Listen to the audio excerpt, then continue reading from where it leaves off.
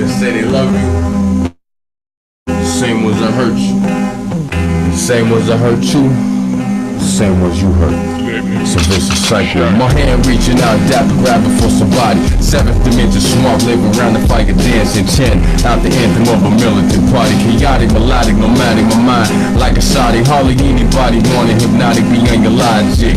Follow me quick with a pack of lines beside me. Inside the maze where you can find me. Fucking up any nigga that want for try me. Righteous but known to be grimy. Follow me deep to meditation. Above all confrontation. Fear rising at ease. Surrounded by lovers of the beast. My treasure is hitting, got a pleasure for pain. Resurrecting myself while on this plain lane. So easy to suffer, but so hard is my game. Out with a rolling goblin, they jaw dropping, dice rolling, finger popping, club popping, emulating, jaw charging. Babylon watching like me on stage, got y'all sleeping in the days, easily amazed. Call me crazy when I break off the chains from my mental, so I can ring like the king, do no accidental.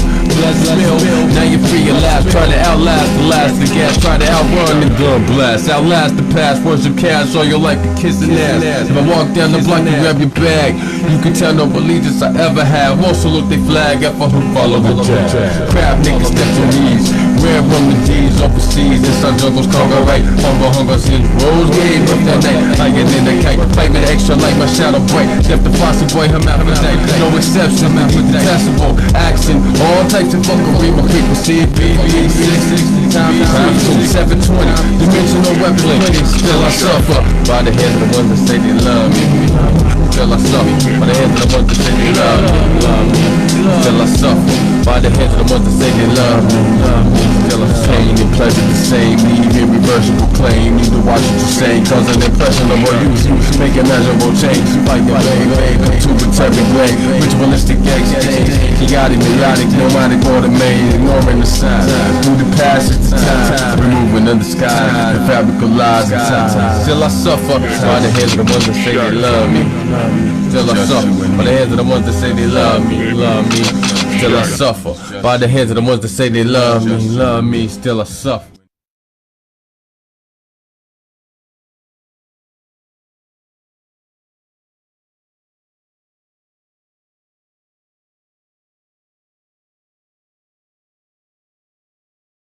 Yes, yes, yes, yes. Big up, big up, big up. One love, one love, one love. Welcome to Alchemy Temple Shamanic Saturdays, when we plan on going in for you today. Going in for you how we do, what we do, when we do, what we do. You know how Shamanic Saturdays is. This is the time for you to be able to come and link up with the energy and the information to be able to let you know exactly what's going on inside these particular areas of your life. Today, we will be doing a little bit different type of ceremony other than what we do normally on this weekend. I am bringing in a special guest, someone that you have not yet met through Alchemy Temple, but yet is a new affiliation with Alchemy Temple, who is a very bona fide person with a specialty that I know you're gonna love. Gonna help you out through a lot of different things. You've heard me speak about this thing a few different times, and now I brought in another expert to be able to help talk to you about this thing and help you figure out exactly what's good. So we're talking to Miss Nani tonight to kind of she is a spiritual energetic analysis, a behavior analysis of the way the energy moves and flows, and be able to let you know how these different thought form entities, especially and particularly through abortions and particularly abortions and things like that, and how it is actually affecting the aura and different things after that. I'm going to really show you how to release that energy and kind of free up the vibe. So let me just go ahead and break bread with you and introduce you to the goddess Nani. What's good, goddess Nani? How you doing? Hey, how you doing? Thank you for your introduction. I loved it. No doubt. Okay, can you just tell the people a little bit about yourself and who you are? Okay, I am a spiritual behavioral analysis, which that really means is like work with people in their emotional behaviors and tell them the metaphysical reasons why they're experiencing the things that they experience. I also work with women, mostly with women who have experienced traumatic miscarriages and abortions. And I teach them the spiritual side of miscarriages and abortions. So what I really do is I teach people and help them understand what the human body of light is. And that's through chakras in your aura. So. Okay. So the connection of the way things are inside the from abortions, can you kind of break that down just a little bit? Like when you say things being connected for people who are coming in, I know well, actually, let's pause for that for a second. What's good, everybody in the cipher coming in here, you know, for Shamanic Saturdays? It's good to see you in the cipher. Let me go over here and go to the comments and kind of see who's in the building. We like to say what's good, one love to everybody while you're walking in here. Power and height and darkness and all of that good stuff. What's good to all the special shout out, big shout out to all the members and the interns in the building. Sekmet, what's good, family? Lamika, what's good, fam? What's good with all the gods and goddesses in here? Let me see who else we have here. We have the goddess Sarah Phoenix, Brandy Baker. I've seen you in the last couple ciphers. What's good, love? How are you? Alice Wilder, what's good, family? How are you? Dion Smith, what's good, family? How are you? Jamie Clark, one love, one love. LJ Presley, Mona Monley, all family in the building, definitely. So, you know, we want to talk about this particular thing and talk about these thought form entities and how they can attach to you, how you can get these energies attached to you, and what happens and why and how and what you do after they attach to you, and how do you free that energy up? Because, you know, depending on how the energy has been conceived and what the contract is, what is the contract between the mother and the child? That's going to be one of the things you have to consider too. What is the contract between the mother and the child? The contract has already taken place. We know that because the child has, you know, started to come in a physical form, but the birth was terminated. So because of that, certain losses are going to be had automatically, and certain attachments are going to be made automatically. So we want to go ahead and let you get into that science and understand how these energies are working, and understand exactly what these energies are doing, understand exactly what these energies are saying, and when they attach, and why would they be attaching to you in the first place? You know, how do you get them detached from you, or how do you move past the attachment? What do you do to free yourself up from those energies, whether or not you are a male or a female? Now, if you're a man and you don't have a womb, then you have never pushed out a baby out of your belly. You've never had a baby come out of your womb. You don't have a womb to do that with, but yet you influence the mother. You influence the mother to kill the child. You force the child. You influence the mother. There is repercussions for you too. Okay. And so for the mother's definitely going to deal with the repercussions, but for the father who is imposing that energy, he's definitely going to be a target of these energies because they're pissed. All right. They're very upset over the fact that you have left them to get harmed. You know what I'm saying? You left them to get killed. And that's why they say that the most dangerous place for a solar child is in his mother's womb. And that's a very disturbing statement. But this is a very true statement, because altogether there are more abortions in 1 year than there are the other killers combined, the major killers of car accidents and alcohol and drugs and gang violence and all of that put together. It doesn't even equal a third of how many abortions there are. There are way more abortions. There are more people dying from abortions than anything else. And so in essence, what this is saying on an esoteric level, esoterically, that the life force, which is desired, the life force, which is expressed not because of the pleasure of the life force itself, but the pleasure of the expression of the life force from the sex act. People want the orgasm. They want the ooh-wee. They want the O face. And since they want the O, they don't care about nothing else. They don't care about anything else in the process. They just want the end result. And that's the reason why a lot of times abortion results. Okay, so you have rape, you have all kind of different molestation, you have all kind of different reasons of why a woman would want an abort. Maybe she's just not ready. Maybe he's not ready and she is ready. And that's another thing there too. So remember, as we stated in last night, we talked about cosmic contracts and how the contracts are more two sets of parents involved, because you have he and she. Well, he has a mother and a father who had to be in contractual alignment to meet each other. And she also has a mother and a father that had to also be in contractual alignment in order for them to meet each other. The synchronicities for their children to meet each other had to be in alignment so that the contract is involving several people in the contract that involves you specifically. You understand what I'm saying? The contract that involves the individual specifically involves more than just the people who are the two main people, the mother and the father, the people who are going to be doing the crushing, people who are going to be slapping and smacking skins, knocking boots. Those two people are involving the mother, their father, they're involving their grandparents, they're involving their lineage, and their ancestral line is being involved in that act. And so the contract that takes place on the ethers before you physically come to take a body has to be in synchronization with everything in place. That's why when you do get a body and you are walking around in the flesh and you're a grown man or you're a grown woman and you do meet these contracts, it's very important to figure out who you're dealing with. If there's no such thing as rape going on in the situation, there's no molestation or no type of foul business going on in that type of thing. This is just a matter of you choosing a mate, period. That's it. Picking a mate. Mm-hmm. Having someone that you want to have children with.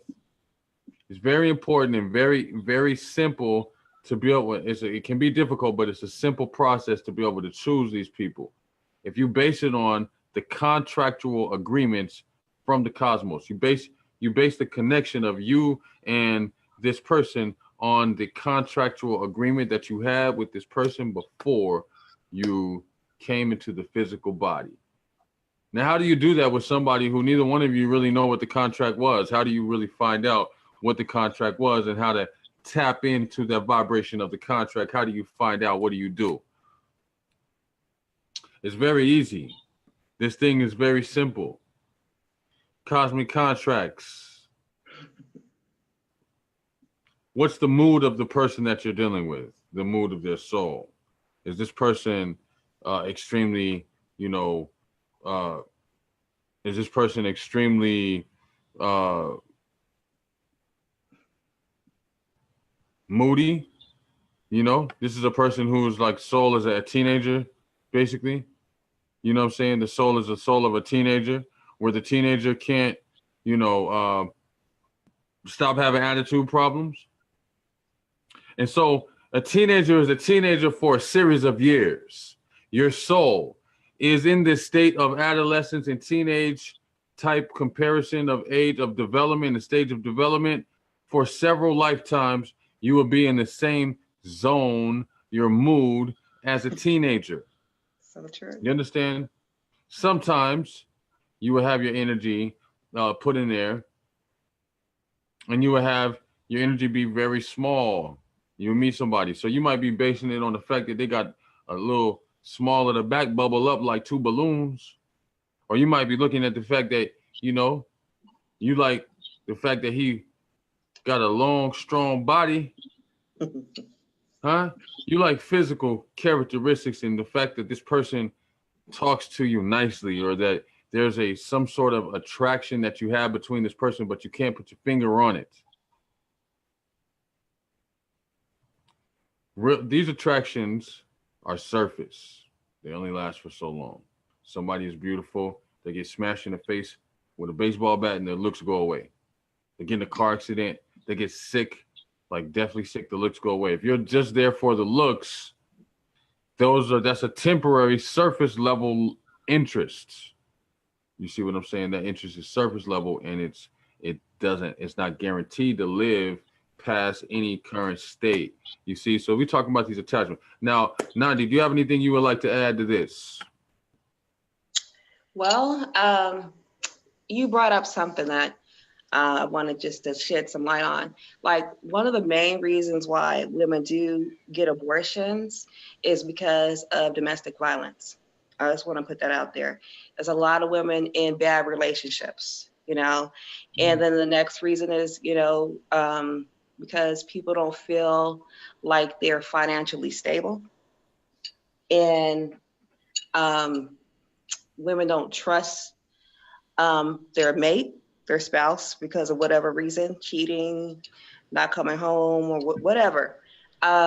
So as far as the man playing some part of their abortion, it would be more of the emotional tie to their abortion, because women really carry the weight of the child physically and spiritually. And really how it works is that, you know, we have to understand our body of light. Our body of light is our aura. Okay. We all understand what chakras are. Okay. We talk about that, but we just understand as a people the beginning stages of spirituality, which is fine, but it's time for us to grow as people and learn more as we go into the Aquarius ages, the golden ages, and it's all about spirituality. So we need to understand what our chakras do and how the type of energy they produce. And so the sacral chakra is the feminine energy. And so you having a good time and you meet somebody you like and you have sex with them, or you've been with this person, whatever, and then you think you get pregnant, after you miss your menstrual cycle, but you've been pregnant really before, you even recognize that, because the child's soul comes to the mother before conception, physical conception. Come on now. So, and that's done through the sacral chakra. So going back to contracts, when we know what heaven is, or really is the astral world, because there's different realms of the astral, you meet these people and you make contracts with them. It's like, for example, I have 3 living children, but altogether I have 5 children. Okay, or 6 actually. Okay, and all 6 of those people I met in the astral, and they were like, "Will you be my mom?" Just to make everything, understandable. And I said, "Yeah, okay, I'm gonna have you, and you." And then you come back to Earth, which is the lower realm. So that's when we forget who is our real true twin flame or our soulmate. We forget what our destiny is supposed to be or how we're supposed to live out our lives.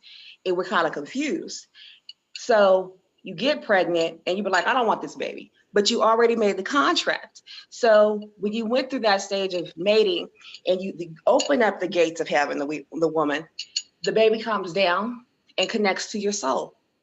And then you think, well, I don't want the baby, I'm gonna go get an abortion. So you cut off the baby umbilical cord, but you don't cut off the spiritual ties to the baby. So now the baby's like, okay, well, I'm never gonna have a body to live because I have your soul. I mean, I have my soul. My soul is now attached to my mother's soul. So the only body that I can live out a life or whatever it's called is through my mom. So the baby attaches itself to mom. So now the mother has emotional problems. She's got depression.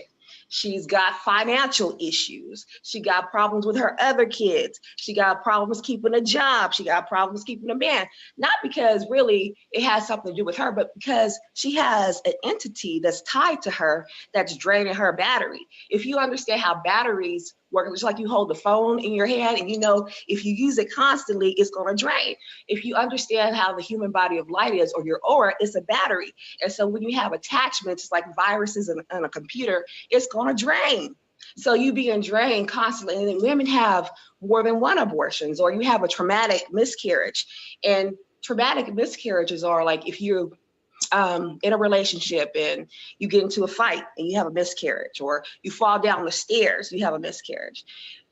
It's the child is already connected to your aura. So if it doesn't have a body and it's already signed the contract that you're going to have it, it can't go back into the astral.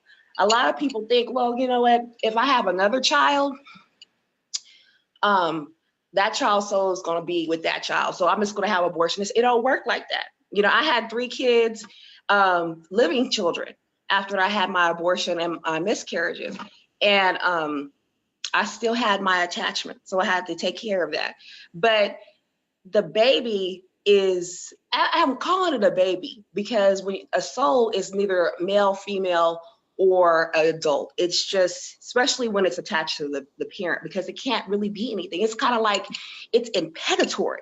It's not living, it's not dead, it's just suffering. And also for women who want to do magic, a lot of women I see want to call themselves witches and do magic, but you really can't get your magic going because you have a lot of negative energy around you and you can't pulsate because you have attachments. And let's see, it's about a little bit under 1 million women who have abortions a year. Altogether, since 1973, 53 million women had abortions since today. And so that means mostly all women are walking around with their child's soul attached to them.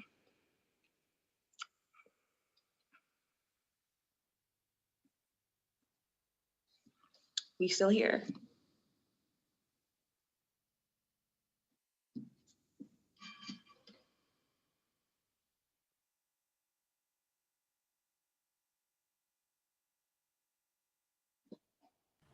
Hello, I'm still here. Okay. Were you speaking, or it sounded like it cut you off? No, I'm finished. Okay, yeah, so absolutely. I mean, the contract that comes in, I'm glad you made that point too. The contract that comes in before you've even, obviously before you've entered the body, but also even sometimes before the parents have even met, the contracts are made. The contracts are made several lifetimes ahead of the lifetime that you're in. The contract can be made in lifetimes previous before. You can be so in love with someone right now. That's right. You can be in love with someone right now today, so in love, and you just basically, you guys are the same person, and you can make those vows that you're going to be with that person, and that you're going to connect with that person. That's another way to make those contracts. You make those contracts and you combine and unite yourself with people. And see, the beautiful thing is that when those contracts are made in the ethers and they're followed through synchronistically in the flesh, and then they're reestablished in the flesh. Those are that's how you get long, strong bloodlines and things like that. That's right. So we're gonna take a quick commercial break. We'll be right back.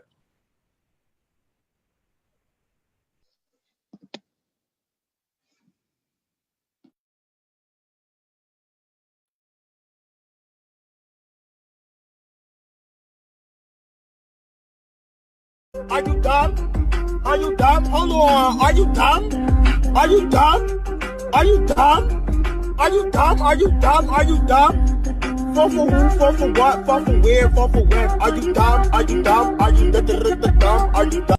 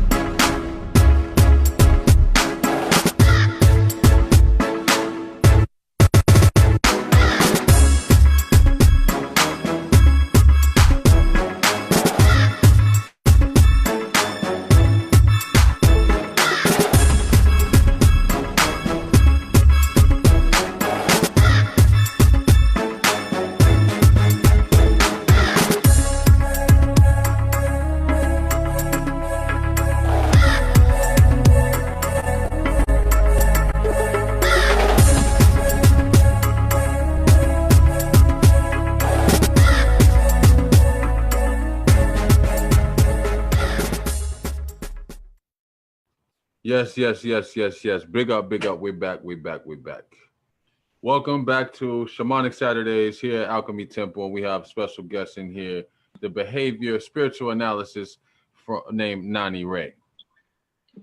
As Nani breaks down this thing, I hope you guys are really paying attention to this and really can kind of dive into this thing. If it applies to you, and if it doesn't apply to you, it's always good to know information that doesn't apply to you. Hell, when I was dealing with science of like sex magic, right? I learned male and female information. I didn't want to just learn man information. What's the point of only knowing female?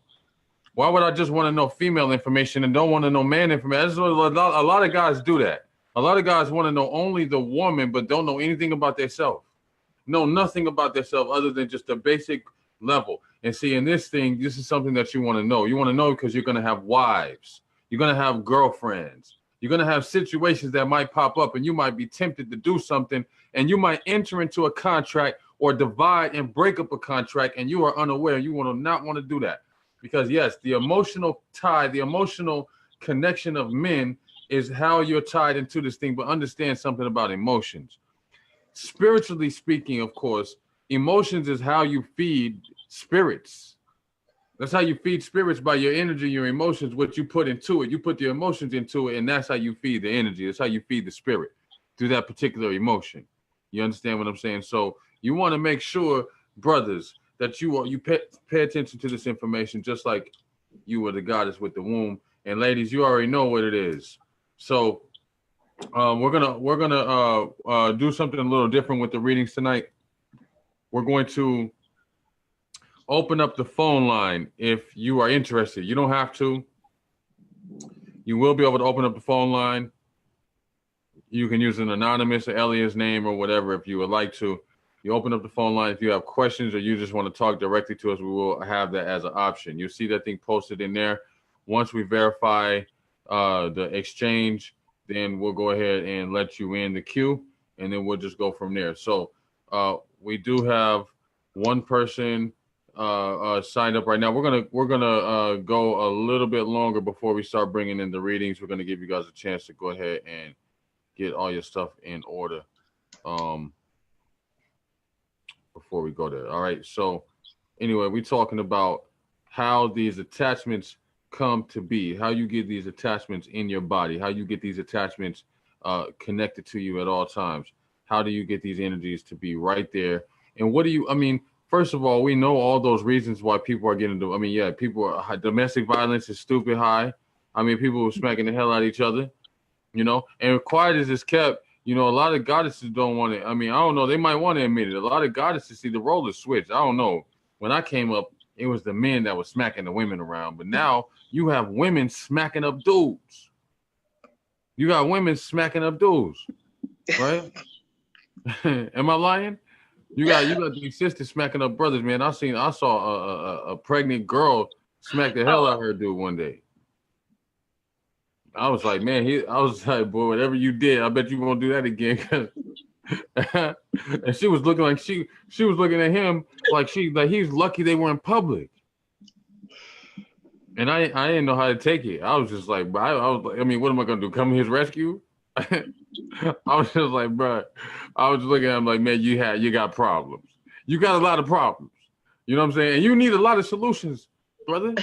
You know what I'm saying? And one thing you don't want to do is compound those problems by creating another problem. And this is why you want to think about this thing before you go 7:30, before you get hot.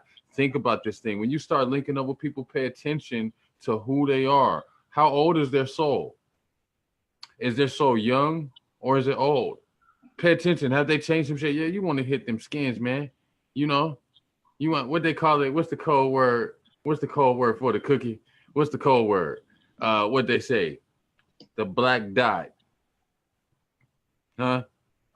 You wanted the black dot, right? Or you wanted the anyway, y'all understand what I'm trying to say. I never heard the black dot. You wanted that, or you wanted to give that. One or the other, you was trying to do that, but then think about what comes next.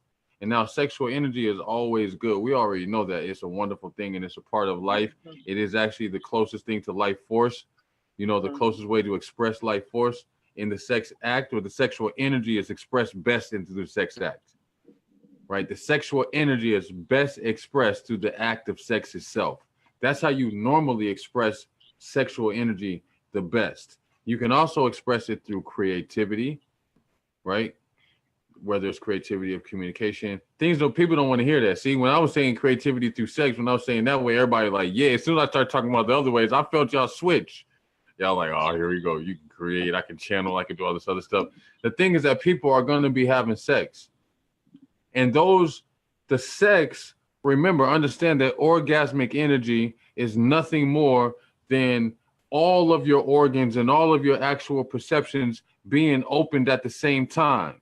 So all of your pleasures are happening at the same time. Everything is at once. And that's why people love orgasm, because all your chakras are open at once. You know, and when that happens, it's easy to enter into a contract. People be like, yo, baby, I love you. I'll be with you forever. I'm do whatever. And guess what? The woman, she's going to remember that. You thinking she's going to forget. and her whole being, let her fuck around and believe it with every ounce of herself. You're gonna be a daddy, right? Because she believes it, and them juices is like sucking it up. Them juices is like, yeah, he told us he's gonna be with us forever. Let's go ahead and take that. You know what I'm saying? Next thing you know, that soul contract. See, because that soul contract, a lot of people enter into the contract like this. You know, I'm ready. I want to be in this contract. You don't know when it's gonna happen though. You can tell when it's gonna happen, but you probably can't tell. But it can be told. Put it that way. One thing you can look for is excessive horniness. I'm sorry. No, you can. I'm saying, like, if you just are all the time, and this is not like not norm. This is not your norm. This is not something that you're all the time like that. But this is like a normal. This is like a new thing that's just all the damn time, right? That and it happens, it goes away. And it may last for a month or two. When it's like, and then it goes away and then it comes back. Those are the times of year when you're fertile. Right? Same thing with the brothers. Now, if you're one, and this is for people who aren't like that 24/7, 360 days a year. Right? Some people are just like that all the time. They can't help it. They got issues. Y'all got problems. We got problems. I never claimed nobody problems until now.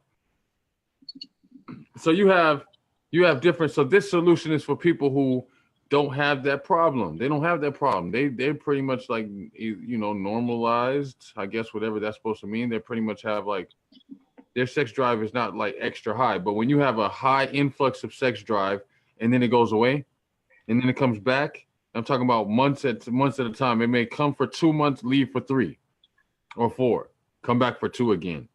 Those 2 months, that's a whole year, right? Those 2 months, those are the 2 months that you're pregnant, that you're fertile.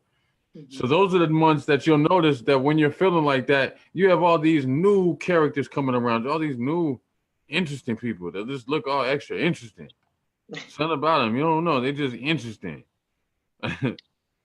You like, man, you're a little more interested in what they got to say, you know? And that's how babies come in. That's how contracts get broken, because you never really wanted to be in a contract. See, you have 2 different minds at operation right now. You got 2 different minds in place. One mind doesn't want no damn contract, and the other mind is already in a contract. So which one is going to be the one that you operate on? The one that is in a contract already, or the one that don't want no damn contract? Because the one that's in a contract can avoid entering and can actually avoid doing it, right? You can be in a contract and just not have sex, right? And then you fuck around and don't have sex, and then the first time you have sex, the child just gonna come through anybody. He don't care who that was. You could be having sex with the guy, the librarian, and think that this guy, you don't, you know, next you know, you got a library baby.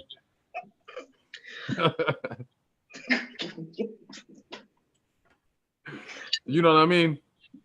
So, how you feel about that, Nani Ray? That is 100% right. That's why I'm over here laughing, because you said it so elegantly. I mean, the best way is the truth. I've experienced it. I'm pretty sure a lot of people have. I mean, there's nothing else to say about that. It's the truth. It's the truth. Absolutely. Okay, so we're gonna take a quick commercial break while we're going ahead and get this line straight and everything. Okay. And hopefully you guys will enjoy this commercial. We'll be right back after this.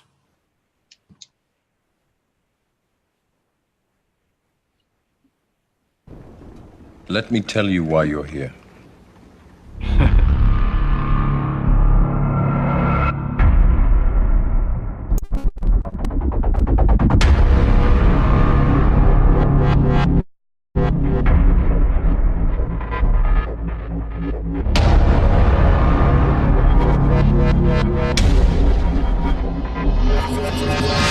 You take the blue pill, the story ends. You wake up in your bed and believe whatever you want. You take the red pill, you stay in Wonderland, and I show you how deep the rabbit hole goes.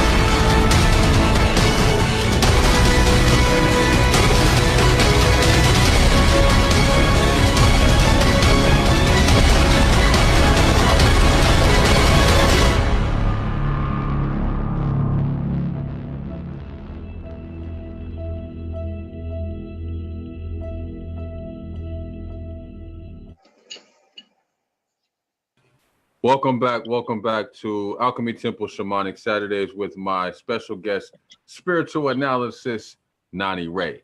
And she's gonna break down the breakdown when it comes to attachments inside of your astral body, your etherical, energetic body, and how to kind of help get it up out of there. You know, kind of free yourself up so you don't have to be bogged down, tied down, trapped up, locked up, you know, and crossed up. You don't really know why you getting smacked up. You wonder why every time you turn around, you're getting popped up. Somebody popping you in your head, blocking you. You keep falling over cliffs. You're stumping your toe, just getting messed up all the time, right? Somebody smacking the back of their head. Every time you turn around, somebody smacking the back of their head. You like, man, and you don't realize who or what and why. So you cross yourself up a little bit more. You go pray out to a couple more prayers to a couple more deities. Huh?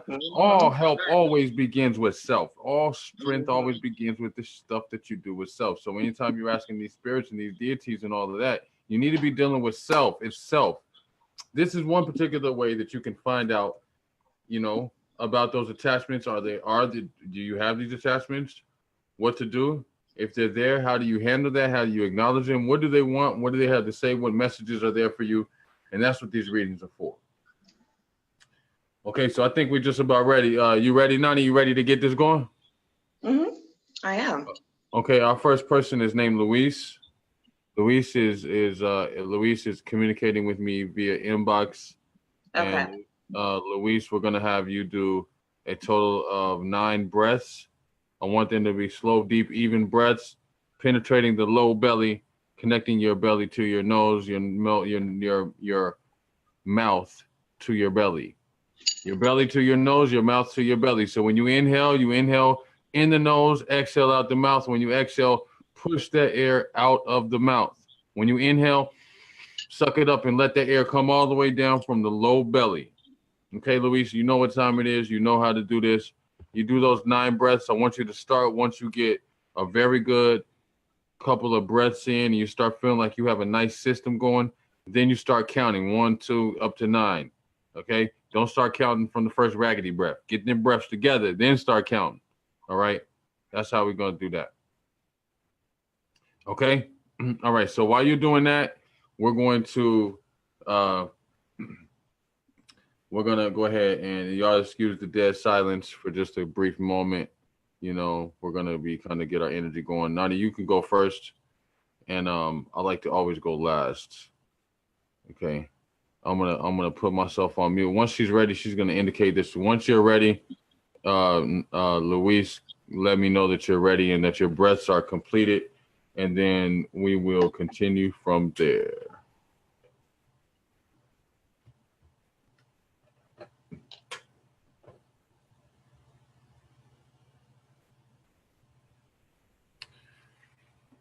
Okay, so while that's going on,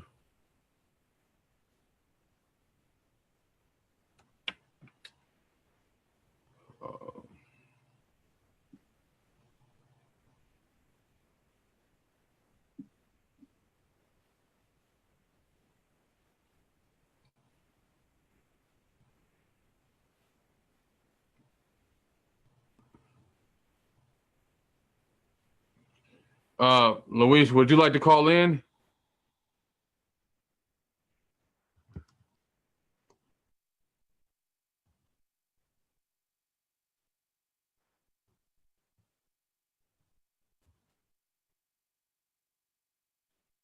Okay, we're waiting on this thing to. All right, it's coming right now. So anyway, basically what we're doing today, welcome to Shamanic Saturdays. If you're just now coming into the building, what we're doing is we are doing readings. We have a tag team divination where myself and special guest spiritual behavior analysis. And I don't even know if that's really going to give you the full in-depth detail of what Nani Ray is really doing when she's giving you these readings. I mean, she going into your mama's mama. You understand? She going into the science right? She's telling you about these spirits on another level. Like she's telling you about things, about the attachments. And see, a lot of you want to know about these babies that you had, that you lost, that you missed, that you wanted, that you just really, man, if it hadn't been for, I'm saying it would have been good. This is a good time to be able to come and find this information. You get it at a discount number right here today. you know, and this is myself included with Nani Ray. So this is strictly promotion. You guys know how this goes with Shamanic Saturdays. We're giving you these services for the low. So the fact that you can be aware about them, because I know that there's a lot of questions. A lot of people ask me about this energy. They ask me about this energy all the time. They say, you know, about abortions. They ask about abortions and ask about spirit attachments and unwanted attachments and what do they do and all of that. And so what I've done is I brought in an expert to talk to you goddesses primarily, to the goddesses. The gods, I can handle y'all. You know what I'm saying? And even though, and if you want to talk to her, she's available for you too. But I'm gonna tell you right now, for goddesses, this is the type of situation that is best equipped or best dealt with from the lips of another goddess. You know, so for me trying to actually jump in there and tell you how, you know, this goes, this is the reason why I brought her in, somebody who does this as a woman with a womb who's pushed out some babies.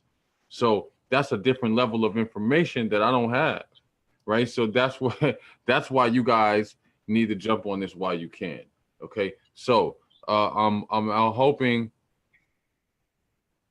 Okay, good. So Luis is ready. Luis has taken her breath and she's ready to go. Okay. Okay, so you can begin now.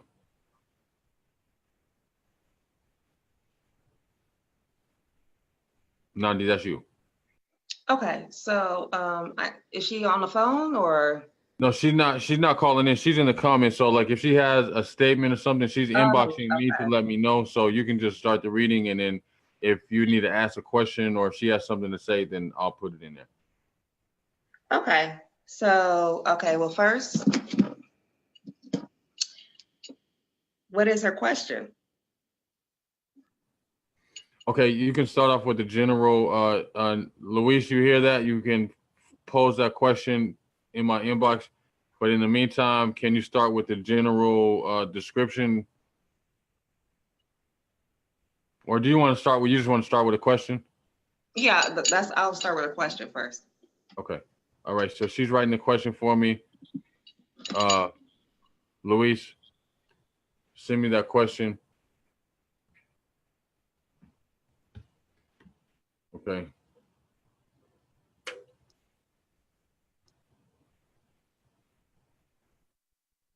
I don't see that little box, Luis. I don't see that thing typing in my inbox. What's going on? Are you typing the question or what?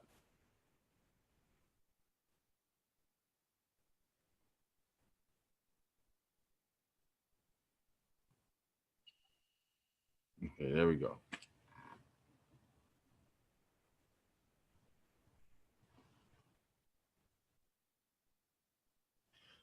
Absolutely. We're talking about the attachments, the spiritual attachments that take place inside the body, inside the energetic body, and how do you deal with these attachments? What do you do? I know a lot of you would like to ask questions and you would like to be known as an anonymous person. You wouldn't really want to be known as telling people your damn business. You know, if you feel like that's something that's very private for you, then it's understood. So therefore, we have, if you're afraid of people knowing your voice, we can work this out. Okay, so the question from Luis is, what are her children trying to tell her? Oh, well, they need to be released, and they want to go and have a life. They want a life, and they want to be released from her. Okay, these are the questions. She said, how many do you see? And the other question is, what do they need from her?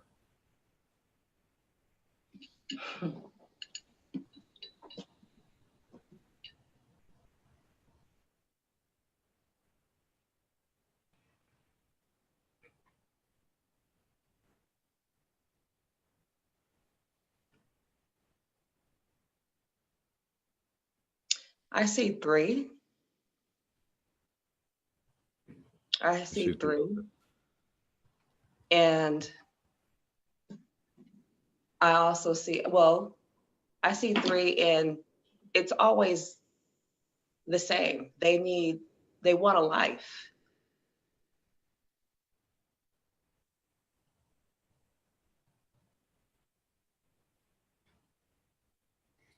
Three is correct. 3 is correct. That's the correct number. Okay, so can you elaborate on what do you mean they want a life, and like, do you have any type of like, how should she do that? Like any steps Okay, on? so this is what it is. Like I said earlier, a lot of them, child souls, they kind of live in a state of they're not alive and they're not dead. So children's souls, well, baby souls, what happens is the best time to send them back into the astral would be during the full moon. The full moon is the best transit time for souls, for baby souls. That's the time when a lot of mothers give birth during the full moon. So the ritual consists of going to a spring, a moving body of water, and taking a piece of parchment paper and a red pen, and you creating another contract. You're creating another contract for the child to take back into the heavens so they can have another life. So you're going to have to write down the name. And it doesn't matter if it's a boy or girl's name if you don't know. Write down the date of birth, place of birth, and you need dry ginger and mystical water. And then once you have all that, you say, you recite some words in the ritual, and you burn the ashes into a moving body of water, preferably a stream.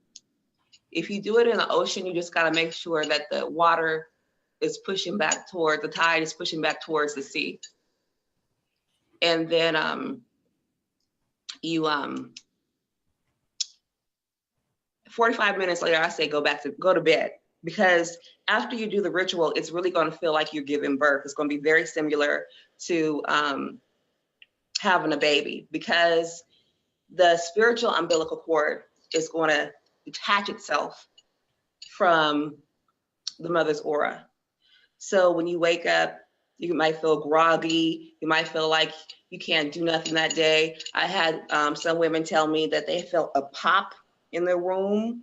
Some women had fevers. Some women had a lot of physical effects from doing the ritual. So, and it's simple, but it's very traumatic at the same time, because you really feel something coming out of your soul. And that's it. It's that simple. It's a really quick ritual. It doesn't take any. I think the only thing that's hard for some women is to find a body of water that's moving, a stream, clean body of water that's moving. But after that, you do the ritual. You can only do it once a month, and it's that simple. It's easy. It's over with. The next day, I say just take it easy, because it's really going to feel like you gave birth or something happened to you. A lot of women get dreams. I had a dream. I have a question for you though, real quick. Okay. Excuse me. Okay, so like, if the baby was never actually born, are they using the date of the abortion for the birth date? They don't have to. I mean, you could use whatever you want, whatever date. Because some women, they know when the due date was, but they decide to have an abortion anyway. You can use a due date. You can use anything. You just make it up, because the main focus is rewriting the contract. That's the main focus. That's what we want to do, because you pretty much broke the contract by having an abortion. Okay? So you want to recreate the contract and send it back into the astral so they can have a life. And that's what the ritual is about, recreating the contract that you broke. Right. Mm-hmm. So it's not about an actual, I mean, because a lot of women who have abortions, they don't name the baby, right? So Mm-hmm. the name is just to identify the date That information is just to identify. Mm-hmm. It's just to identify and say that I acknowledge that you came into my life and I'm sending you back. Because like I said, it's a broken contract. You just have to recreate the contract. Mm-hmm. Excellent. Okay. So, okay. I know there was a few details in there, and I know that writing them down, you may have gotten some of them written down, but Luis, do you have any questions? Were you able to actually have all those? Did you write down the full instructions? Did you miss anything? Did you need anything repeated? Can you let me know how you feel about that? As she's okay, so can you kind of run through it just a little bit, like run through the process, because I know she wasn't quite ready for that. Let me be clear. Okay, so this is what you're gonna get. You need yellow parchment paper, you need a red pen, you need dry ginger, and you need mystical water. Mystical water is the most important part of the ritual and the spell, because the mystical water is what binds the contract. It's a powerful potion, okay? And then once you do that, you take the mystical water and you drop each drop in each corner of the parchment paper. Let it soak in, because parchment paper is kind of thick. And then you're gonna fold it into a square. And then you're gonna take the lighter and burn it into a spring or a moving body of clean water. And then you're gonna chant the words, which I probably put up the words that you need to chant, but that's pretty much what you do.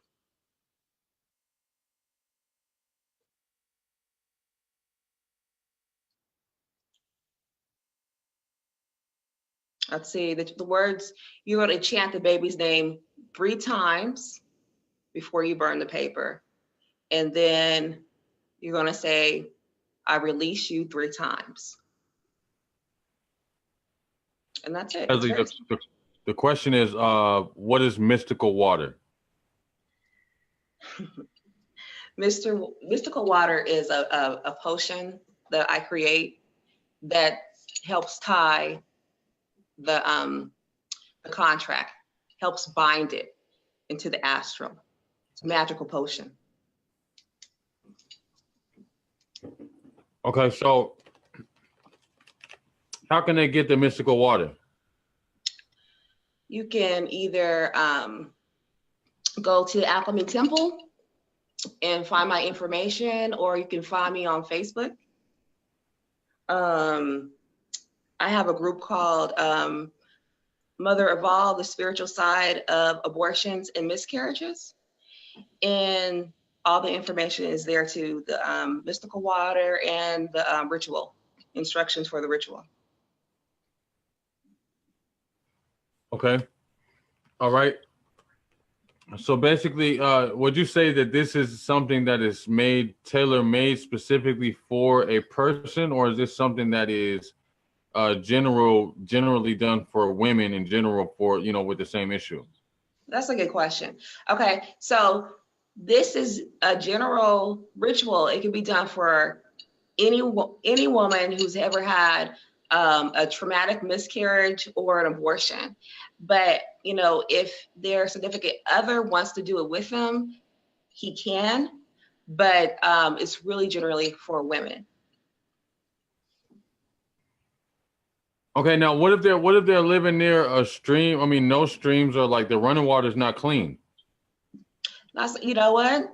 That's when maybe if they can find somewhere outside the city, or if they, like I said, go into the ocean, but make sure the tide is moving towards the sea and not towards the shore. A river wouldn't be good because the water it stays stagnant in a lot of areas. Ponds, the water is stagnant. You want the water to be moving, because water represents cleansing. And we want not only that, but it's also traveling and transitioning when it's moving. So it's, you know, it has to be a spring. It has to be a spring.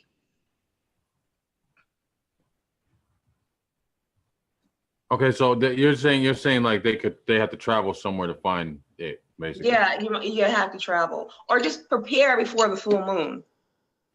You know, the full moon this month is, I think it's on the 21st. And, you know, you have 3 days to really work with its power. So if you could find something ahead of time, find a place ahead of time, not just wait till like a day before. So just, you know, prepare. For me, I had a stream behind my house, but it was also had rain the week prior. So the water was pretty high and it was moving.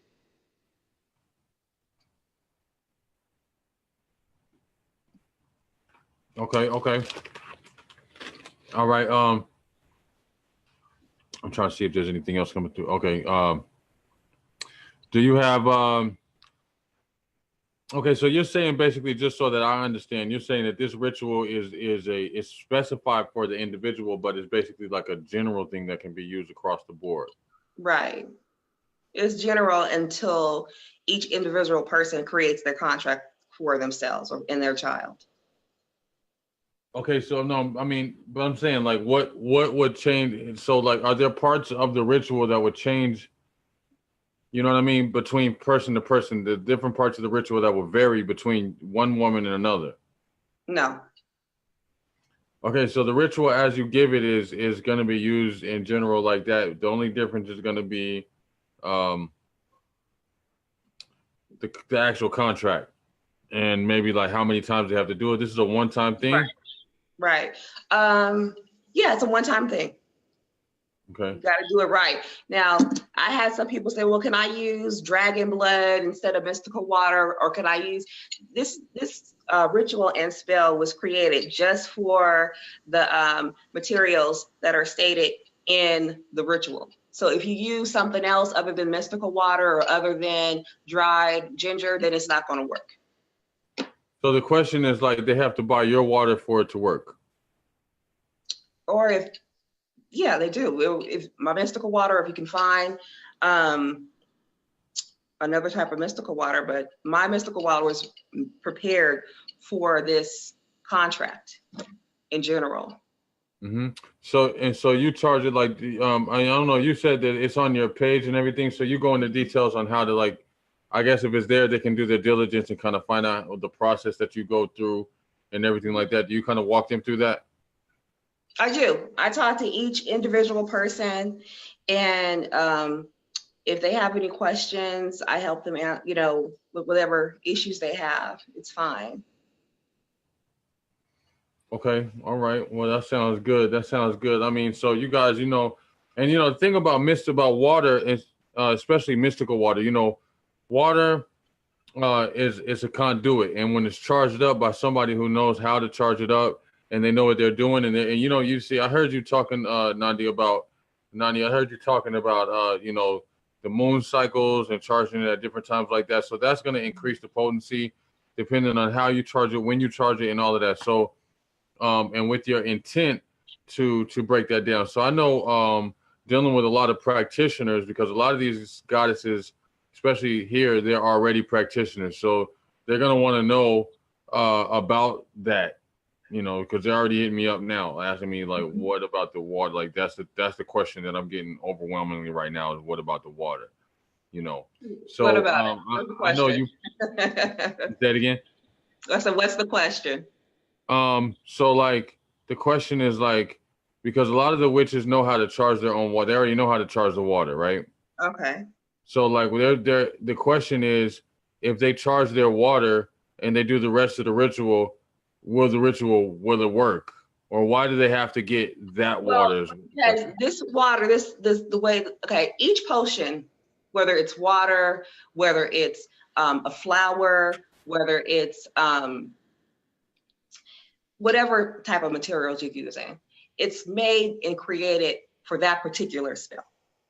Okay, right. So you can charge something for, you know, for court issues. You can charge something for fertility, but when I charged it for this particular spell. So you might say some things in the spell and, you know, chant some things just for that particular thing.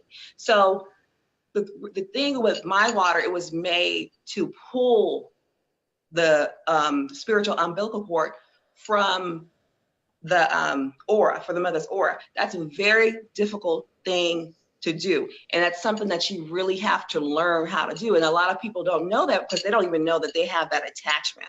So that's with this mystical water, it was created just for that.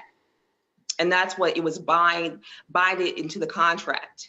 You know, it's actually a spell within a spell. So it's mystical water. If you don't have this particular mystical water, if you use your own, it might, 9 times out of 10, it's not going to work. And I'm not saying that just, you know, to lie, that's just truth, because this particular water was created to remove this attachment, because the child attachment is the hardest attachment from any human being to remove, because people love their mamas. Everybody loves their mothers, everybody, you know, and it's a very binding contract. It's hard, you know, because most people have attachments anyway, but they're easy to remove. You know, you do a couple of things or you create a spell and they're gone. But the child's attachment is very hard because 1, you broke the contract, and 2, it's intertwined with 2 souls are intertwined together. So that's why this particular mystical water was created, to break that tie. Right. So, okay. So basically what it sounds like, what you're saying is you putting in this work, and you know, and like the work that you're putting in on that water is specifically for that purpose. And you have a process that has proven to work. Mm-hmm. And so that's why that water is good, because it's like, you got that water on lock. Now I have, do you have a place where people can go and view like reviews or anything like that, where they can kind of see some of your customers? Right, and that's done in the spiritual side of abortion and miscarriage. It's called Mother of All, spiritual side of abortion and miscarriages.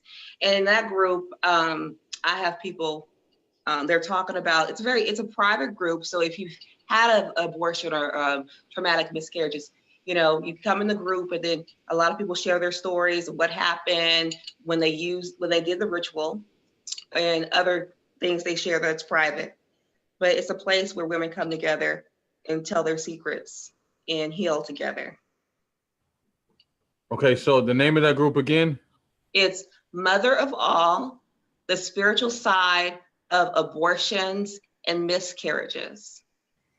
All right, so any of you ladies who are interested in, you know, having that type of support and kind of want to be able to come around other goddesses who have dealt with miscarriages, abortions, things like that, and you want to be able to deal with the mystical side of it, right? The esoteric, energetic side of it, and you want to be able to kind of deal with other women, that's the spot you want to go to.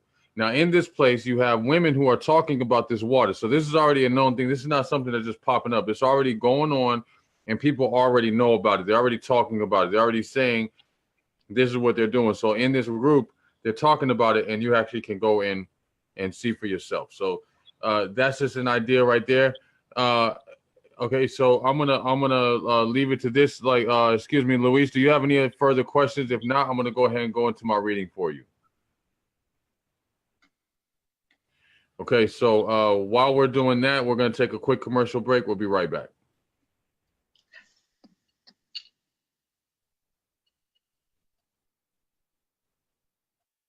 Will you help me?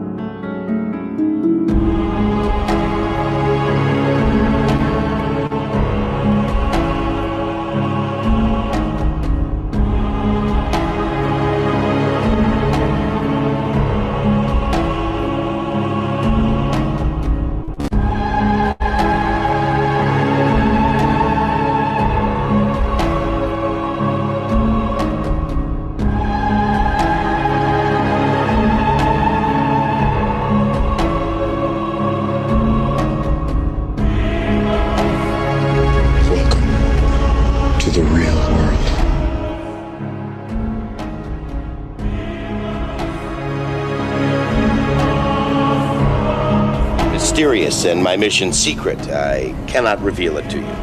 Why not? Because I would then have to kill you.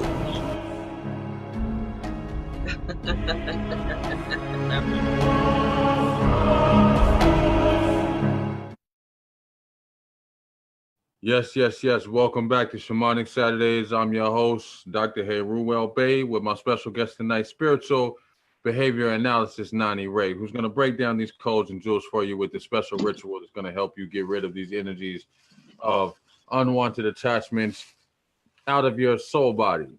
Such an important thing that you want to basically know how to do.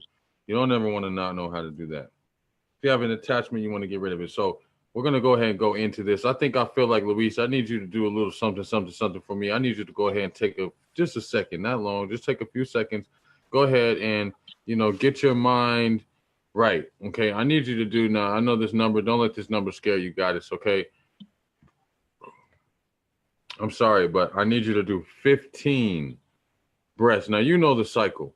Okay. You know the deal. You know the drill. You know exactly how the drill is. You know what I need you to do. I need you to take your time doing these breaths. I need you to focus, and I need you to just think about nothing. Okay. I need you to think about nothing. That's what I need you to do. Just focus on nothing at all. Just silence your mind. Silence your mind. Okay? Silence your mind, please. Thank you very much. Silence your mind. And while you're doing this, we're just going to sit here and wait for you, because we know you're going to get this together really soon. And we're going to sit here and we're going to let the energy just ride with you. Okay? 15 good breaths. 15 good breaths. Okay, that's all I need from you. You can do that for me.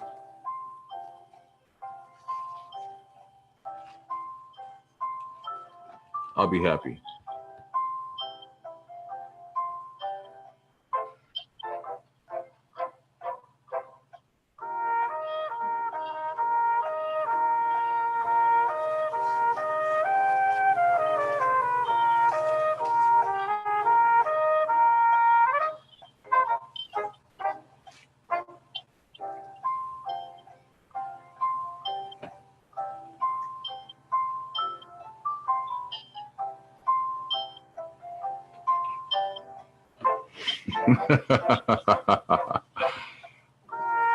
Come on now.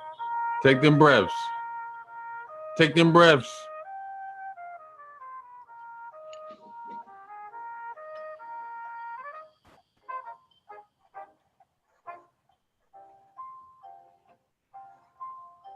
Come on now. Get them breathing. Get that breathe. Get that breath. Go deep.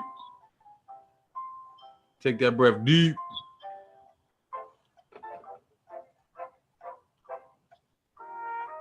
Mm-hmm. Yeah, go ahead. Come on, Luis. Breathe, girl. Breathe.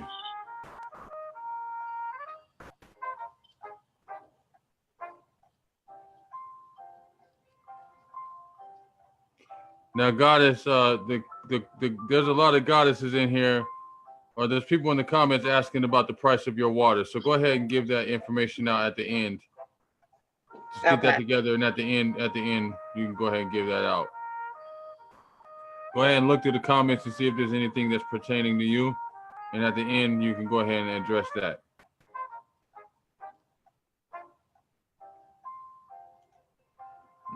Segment. Presley. We got Presley. We got Segment.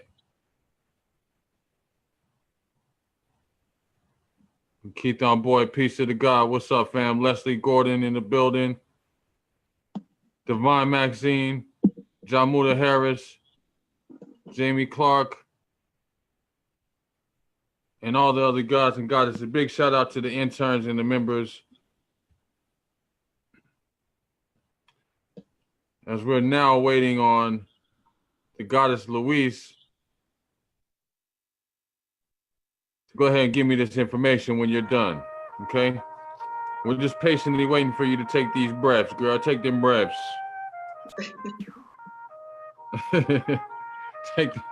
take them breaths. Yeah, see? Come on now. Breathe like you stole something.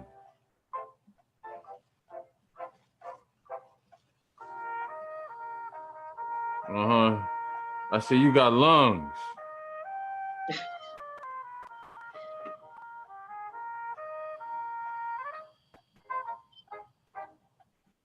Come on now.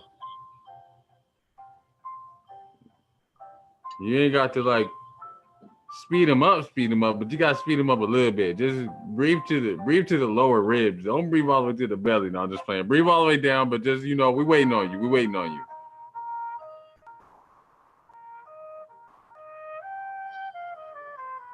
Uh-huh, Luis, you cool.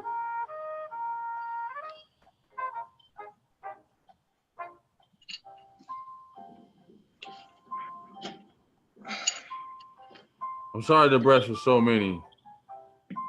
I know it's 13 breaths is a big number. You was hoping I said like 3 or 4.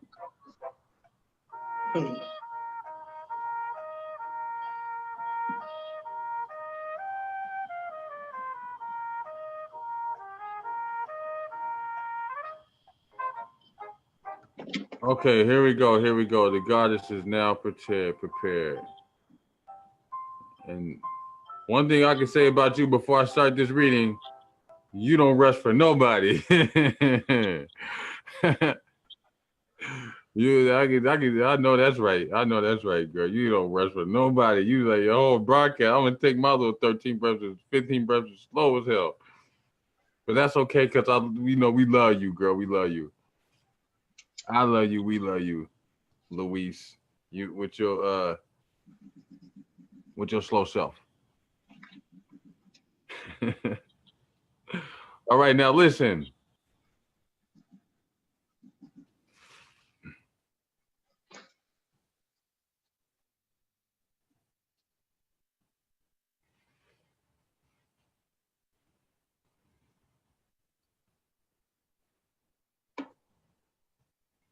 Your handprint changes very often. You don't have the same handprint that you always have. Your children, your cosmic children are always in your face. They're everywhere. They're all the time asking about you. And they're asking you about you. They talk to you a lot. They interfere. You help them. They ask you sometime to sit down and counsel with you. Hey, what do you think the best way I can fuck you up is? And you just tell them, well, I really hate if you did this. And they'd be like, word, would you really hate this or would you hate this more? And I would hate that one more. Okay, cool. Hey, I know exactly what we got to do. She told me everything. They get cool with you. Their life can only operate inside you and what you do. It's almost like you're still pregnant. They crowded.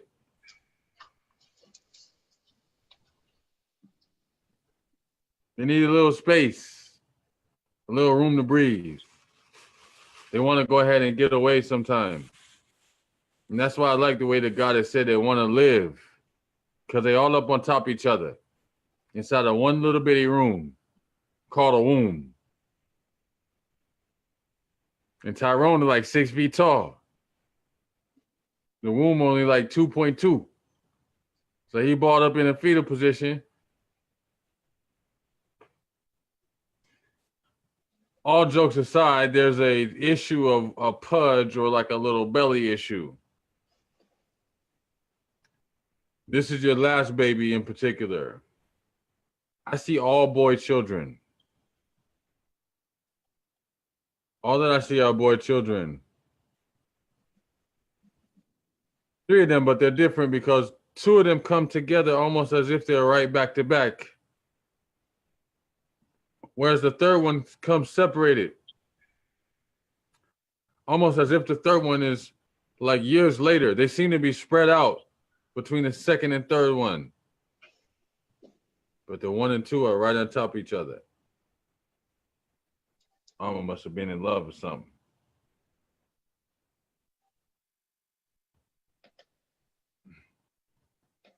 You can easily release these vibrations to the extent that you want to release them. Think about only part of it is to be released. Part of it is to be released and part of it is to be sustained. The part that is to be released is the part that you cannot contain. Let me say that again. Part of it is to be released and part of it is to be sustained. The part that is released is the part you can't contain. I swear I did not try to rhyme, in case y'all was wondering.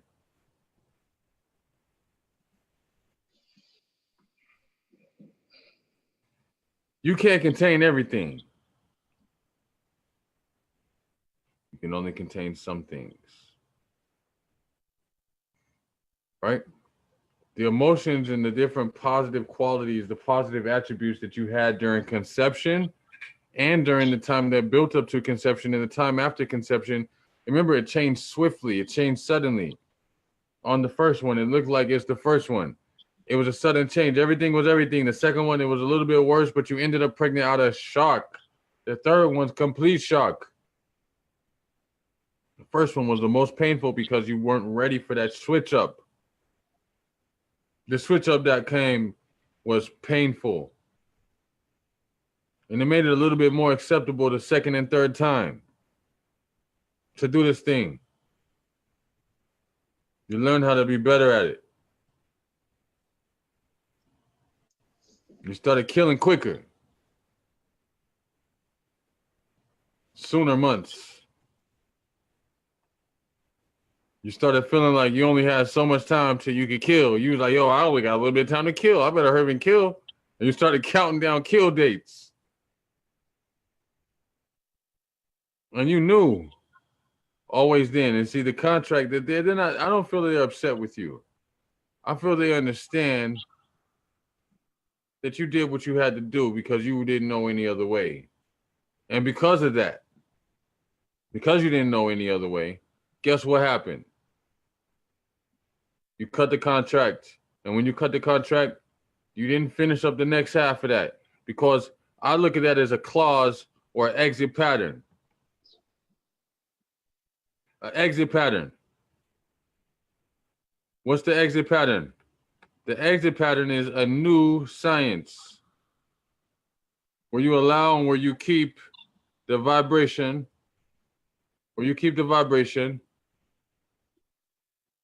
It's like a clause to get out of a contract, right?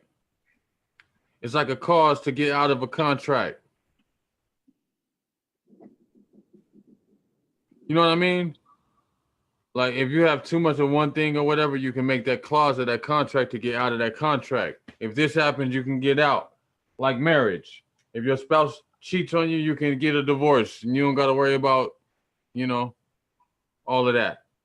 If your spouse cheats on you, then they're automatically guilty. You know what I mean? That type of thing. Clause. So you make the contract, every contract should come with a clause. I mean, I can't imagine too many people creating a contract without literally creating a clause. So there's no guilt that needs to be there. You have to release the guilt. You have a lot of guilt. You got rid of some of it, but you got a lot left. And the questions and the answers, the messages that are coming through to you, are as such.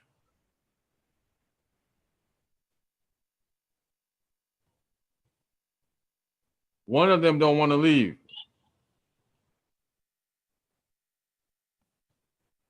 None of them really want to go. They would like to, on one side, they're kind of divided. One side wants to go. The other side is very comfortable with interfering with your life. They like those parts of you and those other ancestors that you have inside of your DNA, cosmic DNA span, those other interdimensional spirit guides and different beings that are there to communicate with you. They all kicking it. and they don't want to leave and go to the next plane. They love where they at. But on the other hand, they're limited, and so they would love to go free. There's one in particular that definitely would love to bounce. I mean, love to stay. And try not to go. This is like the youngest one. The most rooted in the earth. In pain. You can cause pain real easily. You ever wonder why you can start some shit and finish the same ordeal? You get vicious when you want to. You get cold-blooded. You hurt people when you have to, in your anger. You hurt people. You harm them in your anger. That is the little baby that. The little baby doesn't play that.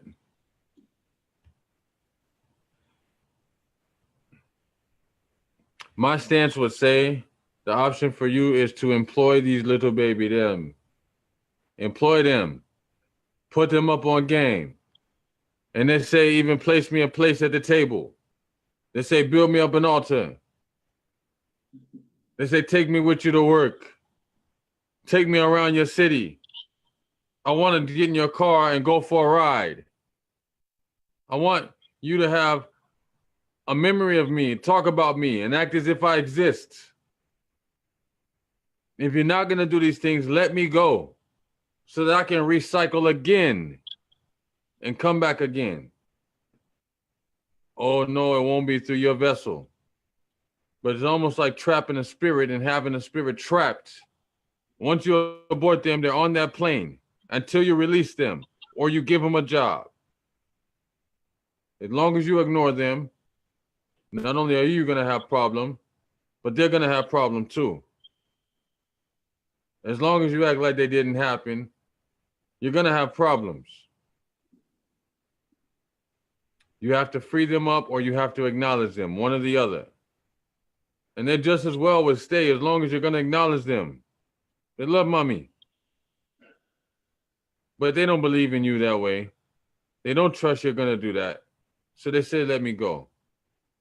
But the baby that, they say they could take a baby, he no different. He say, no, my mommy got this. He believes in you a little more. He believes in you a little more. He say to you, my mommy got this. He say to you, you will do it. He don't want to go. He want to stay around you. The other two don't really believe because the situation was a little easier for them. You probably could have worked it out. And so they kind of mad at you a little bit.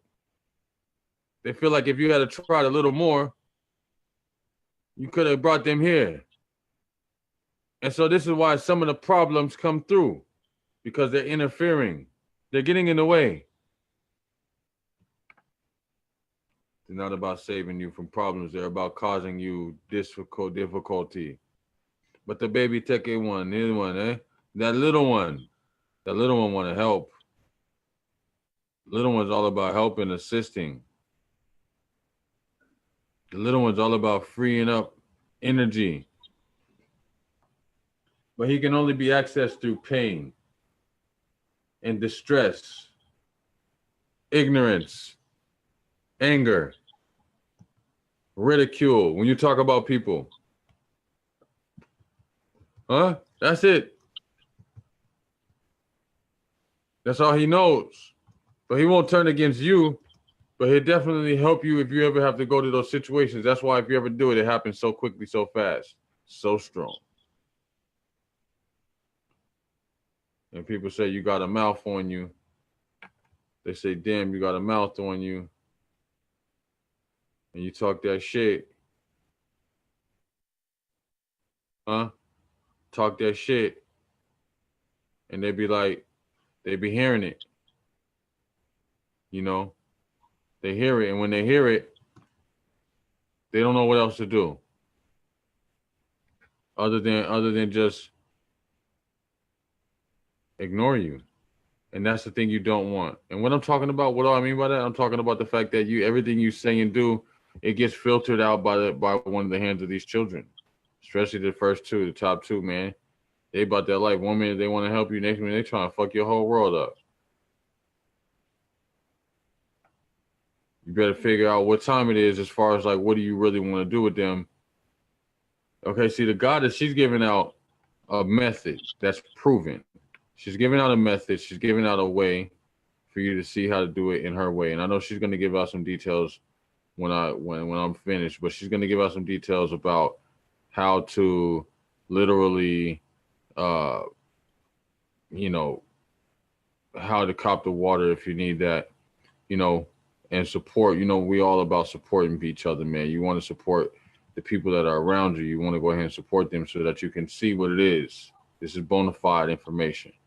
You want to go ahead and support that information, support that product or that item, that magical weaponry. You want that weaponry, support it. You want to support that. You know why? You know why you want to support it? Why it's so important? Why you want to support it? Because if you don't support it, you could be missing out on something very, very valuable. And I know you don't have time for that. I know you're not trying to miss out on the things that you can have access to, things that are important to you finding your way around. So in order to actually do this, I'm going to give you a solution. Okay. I'm going to give you a quick solution. In addition, this is in addition to what the goddess has already stated. Okay. The goddess has already given you some practical answers, and she's giving out a full-blown ritual. Okay. For you goddesses, she's giving out a full-blown ritual on what to do, how to do it. You know, she's basically said everything that is, you know what I'm saying, on how to do it. So this is in addition to what the goddess has already stated and to do. Okay. So what I'm going to do is I'm going to go just a little bit inward from where the goddess has left off at. Okay. And what I want you to do is I want you to realize that you're supposed to literally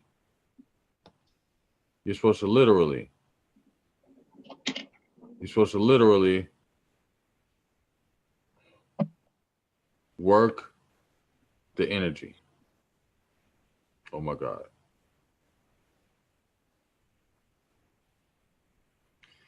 Supposed to literally work the energy. Let the energy be alive and potent in you. And see, one way you work the energy is by acknowledging the energy that you have. Right? It's okay. You're going to feel bad. You may even cry. You may be pissed off. All those emotions and feelings that you had, all that's going to come back. You know why you want it to come back? Because what you're doing is exposing those hidden parts of your character, those hidden experiences. Remember, the soul collects experiences. The soul, it collects experiences. It collects memories. It collects pleasure, pain, right? Those are the things that the soul collects. So while the soul is collecting those things and you bringing up those thoughts, then those thoughts are going to then feed your mind so that you relive those thoughts, and those thoughts, they don't want to be exposed. They don't want to be bothered. Leave me the fuck alone. You bringing up old shit, and guess what? I'm stressing again. Why? Because you didn't beat the thought up. The thought form just been sleeping, hibernating in the cut until it's his time again to show that ass. When the time comes, the thought form is going to get up and start to beat you up again. You lucky it went to sleep. But you don't have to do that. You don't have to let it just hide out in the cut until it decides it's time to come out again. You can defeat these thought forms easily. You can beat these thought forms easily. But first you have to acknowledge them to beat them. Once you acknowledge them, once you know where they are, where they're coming from and what they are, and you've revisited them and you've gotten in that stressful, angry, sad state, and you're revisiting people that you forgot about or forgiven already, or you thought you forgave them, goddamn it, you mad as hell now. You mean people with the same name. Be like, I don't like Greg and them. You got the same nose as Andre. You be like, damn, you mad at the dude because he got the same looking nose? You really still mad about this shit? You have to go in. That's a part of the ritual. You have to go in and acknowledge this to yourself and put everything on self. Anybody else is a hologram. They're part of the hologram, including me. Anybody else in your life It's not real. The only real one is you. Because you're the only one that makes decisions. You're the only one that makes choices.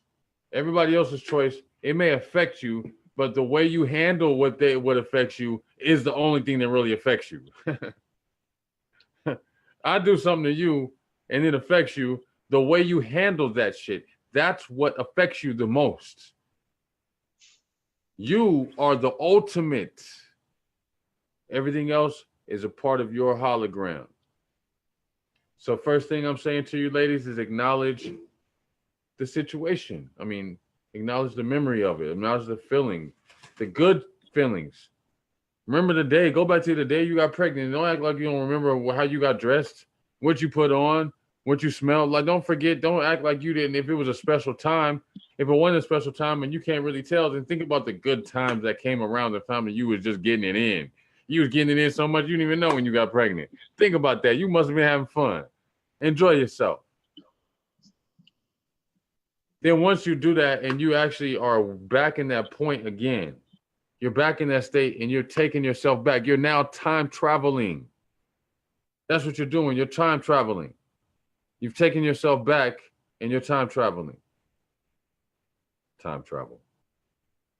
Go back into that state and face the pain. Face it. Cry until you can't cry no more. Cry. But let your tears, you can even capture them if you really want to do it the old school way, capture your tears in a bottle. Okay, some of y'all new wishes, y'all may not want to be on all of that. Just use your intention, okay? You use your intention, that'll suffice.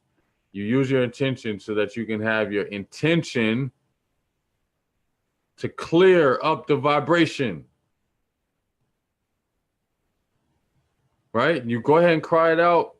You're feeling all, you're feeling all whatever, everything, all those mixed emotions that you're feeling, you cry until you can't cry no more. See, a lot of times, the reason why you problems last so long is because when you start crying, you say, okay, I don't want to cry no more. I'm embarrassed, or I don't want to cry in front of people or whatever. And that's cool. But you don't even take the time to go away and cry on your own.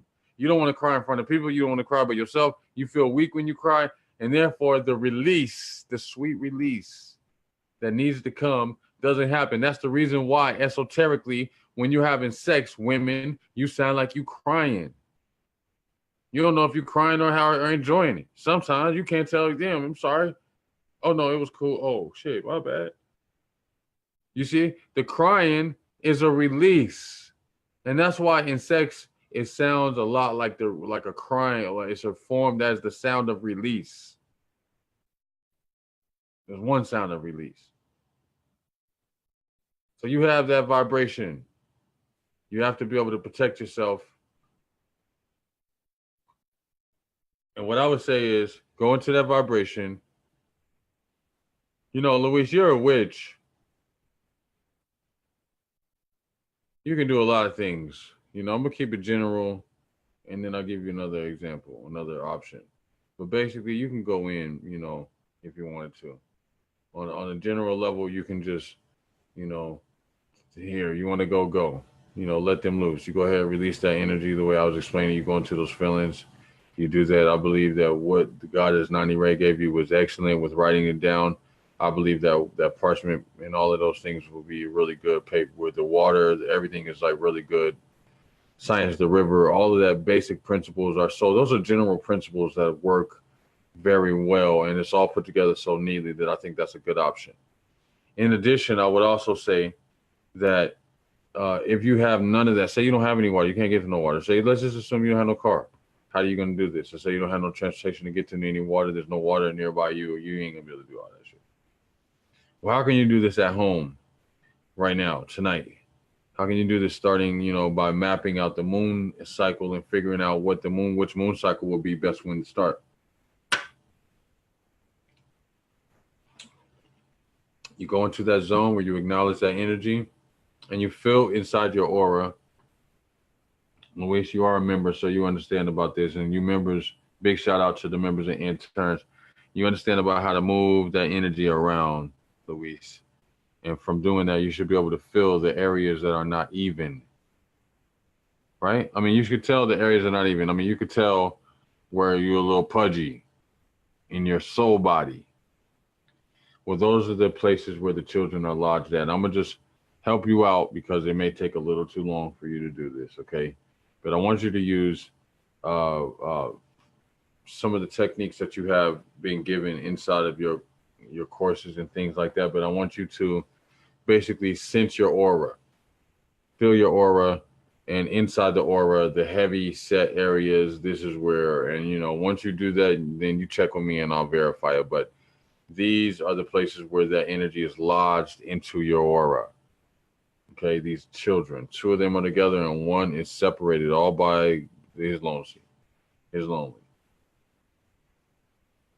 Okay, so let me see if you have any questions, Goddess.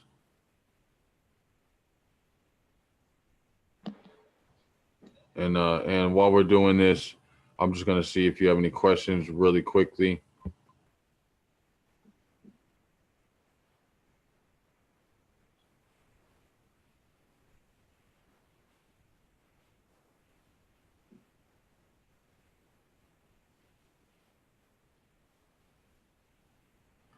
Bless. Okay, all respect. So, Goddess Louise, do you have any questions or anything for us at all? Anything that you need to give us? Anything that you need to ask me? Or anything like that? Do you receive this reading? Hopefully, you do receive this reading. I'm gonna go ahead and check the science and see if there's anybody else in the cipher that would like to go ahead and get a reading. Anybody who's signed up or ready to sign up. If not, we're going to continue to go forward with the cipher and close this down and get to our next meeting, the next move. I know it's late in the morning, so if anybody wants to do this, this is the time to go ahead and sign up right now. We do have one person who is coming for a reading. Okay. We have the goddess. We have the goddess Maxine, who has come in. Okay. So, goddess, please let us know if you have, received the reading, and you receive. Absolutely. All love and respect to you, goddess. Thank you for allowing both of us into your space, and hopefully you're able to receive, to kind of do something with that. All right, goddess. Now we are on to the next person on the list. Here we are with the goddess Maxine. Maxine, peace and love. Empress, how are you? Can you please do me a favor and get yourself together? We're taking 12 good, nice breaths. Admin, what are we looking like? Can we go ahead and do that one more time, or what's happening? What's happening, admin? Can we go ahead and make that happen? Okay. While we're doing that, our admin is going to let us know if we could do that. In the meantime, what we're going to do is we're going to enjoy a little bit more of this whole music. That's what I'm going to do. Admin, can we go ahead and run another commercial? Do we have one for a commercial right now? Can we go ahead and get that in? And while we're waiting on our next client to get her breaths together and kind of let us kind of take a reset in between the readings. Okay, we're at 1 hour and 30 right now. Thank you very much. Okay, so we're going to take a quick commercial break. We'll be right back. Ladies and gentlemen, can I please have your attention?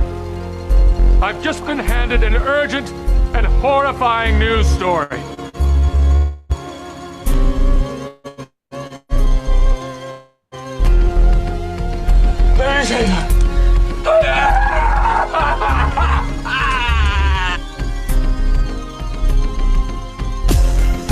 I'm in a glass case of emotion.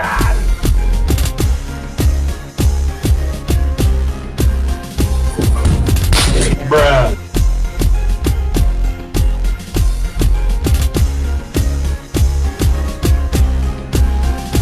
Get up, come on, what you doing? You ain't doing no yourself. Come on, look at you.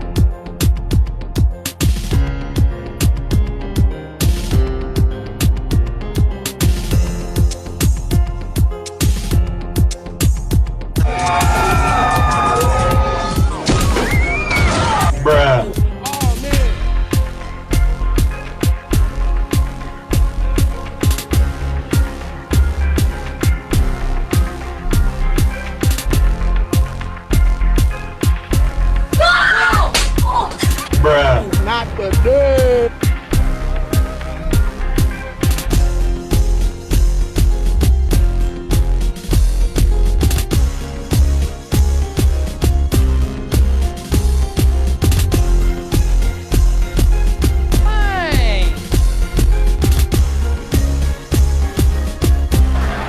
doing something with myself.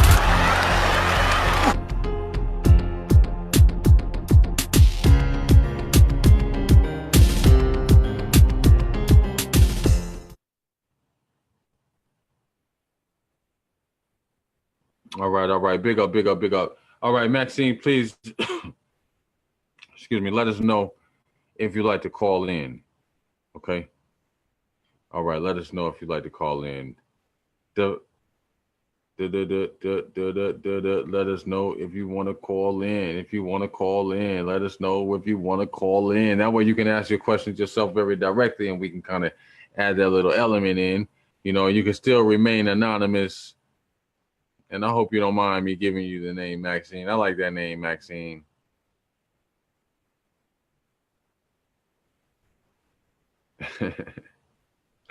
Big up to all the interns and the members in the cipher and all the new people in the cipher and all the people who are not members or interns but are always in the cipher. One love, all respect to everybody. I see y'all rocking out with us, and you're here with us tonight. So I want to just say what's good. Now I want to go ahead and pass the mic to Nani Ray. I know you probably have something, you just want to say what's up there.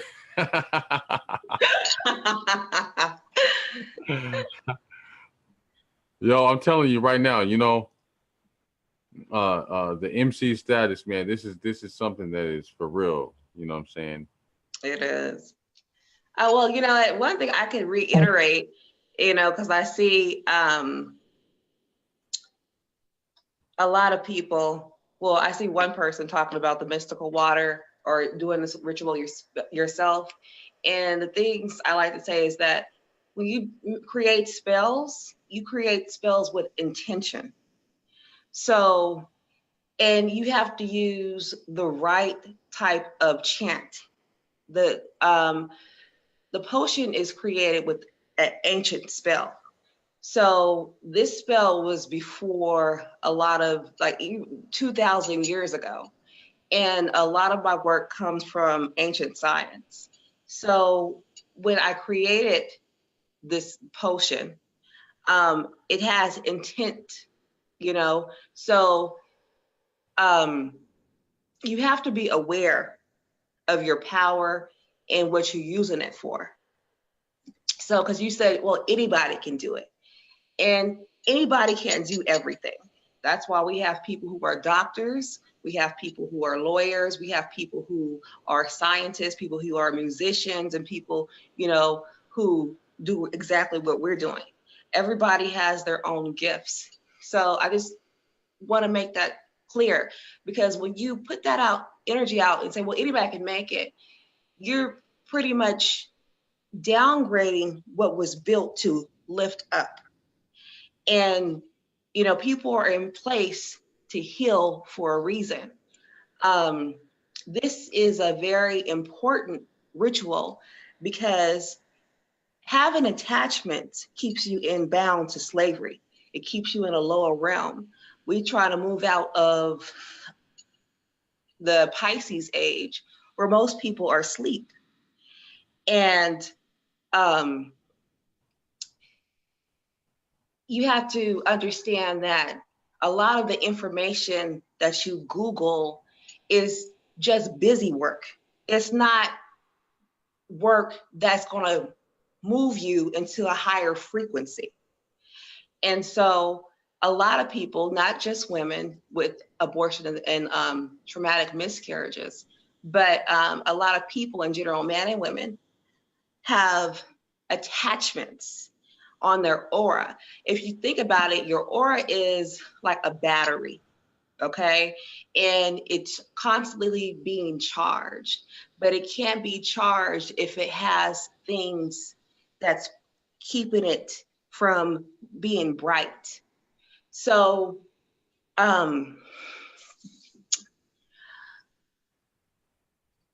it's special chants that you have to know and learn. And it takes, to master anything, you have to learn things, how to do something 1,000 times. And so when you meet masters and spiritual doctors like me and Dr.Heru, it's a blessing. It's a blessing because it's something that we have practiced not just in this lifetime, but in other lifetimes before, because we had to master it. And that's why we're coming into the age of the Aquarius, where we can just flow with this information. Like the stuff Dr. Heru was saying, I was like, yeah, you know, and we have never talked about it together, but he knew. And some things that you're gonna come in this life and you're gonna automatically just know because you already studied it and you already mastered the science. So you have a flow vibe to understanding, creating, and I just want to put that out there. That's not for myself, but for other people, because there's a lot of people that say, oh, you can do it yourself or you can do this, but you can't. Everybody has their special gifts, and you tell somebody that and they believe you. So they go do the ritual and they don't use the particular mystical water and potion that I created, they're not going to release that attachment. They're going to go through the motions and body work, and they're still going to have that thinking, well, you said something that you thought was true. And then they're going to still be in bondage, not only them, but their child. So this is something that we don't want to say it's a medical thing, but it's a spiritual illness that needs to be healed, because we're talking about souls. We're talking about souls. This is not Mickey Mouse stuff. We're talking about souls. And it really gets into why we as a people, as a human race, are still suffering in bondage with a lot of different areas as a people, as a Black people, as a human race, because what we are doing to ourselves is keeping ourselves tied down. This is some serious stuff. And I just wanted to put that out there. I wanted you guys to know it's real talk. Right, absolutely, absolutely. I'm sorry, I'm trying to. Absolutely, I mean that's real talk. So what you're saying basically is that you have naturally through the procession of your soul, through the alchemy of your soul, you have done this in different lifetimes, and this is something that this is a formula that you have carried and created. The energy was actually, this is something that you've created, and this is a master joint. Like you have this on lock. What you're saying is this one works. Oh yeah, and you know what? Not only that, but I can show you my power. I've taken pictures of it. I mean, it's amazing because it's a medical, physical. Magic is metaphysical, but I'm able to create so much power within my work. I've been able to take pictures of my magic. So, I mean, I have it in my group, just, because some people are skeptic, but I show people what I'm able to do for this spell. Because, if you've had a child and you cut the umbilical cord, that's pretty tough. That's a pretty tough thing to do. And it's the same in the spiritual world. It's very tough. It's very hard. And, it's just not something that, you decide to do one day and you could do it. It's something that you have to be practiced and taught. Just like, karate, when you're learning it, you just can't do it because you decide to do it one day.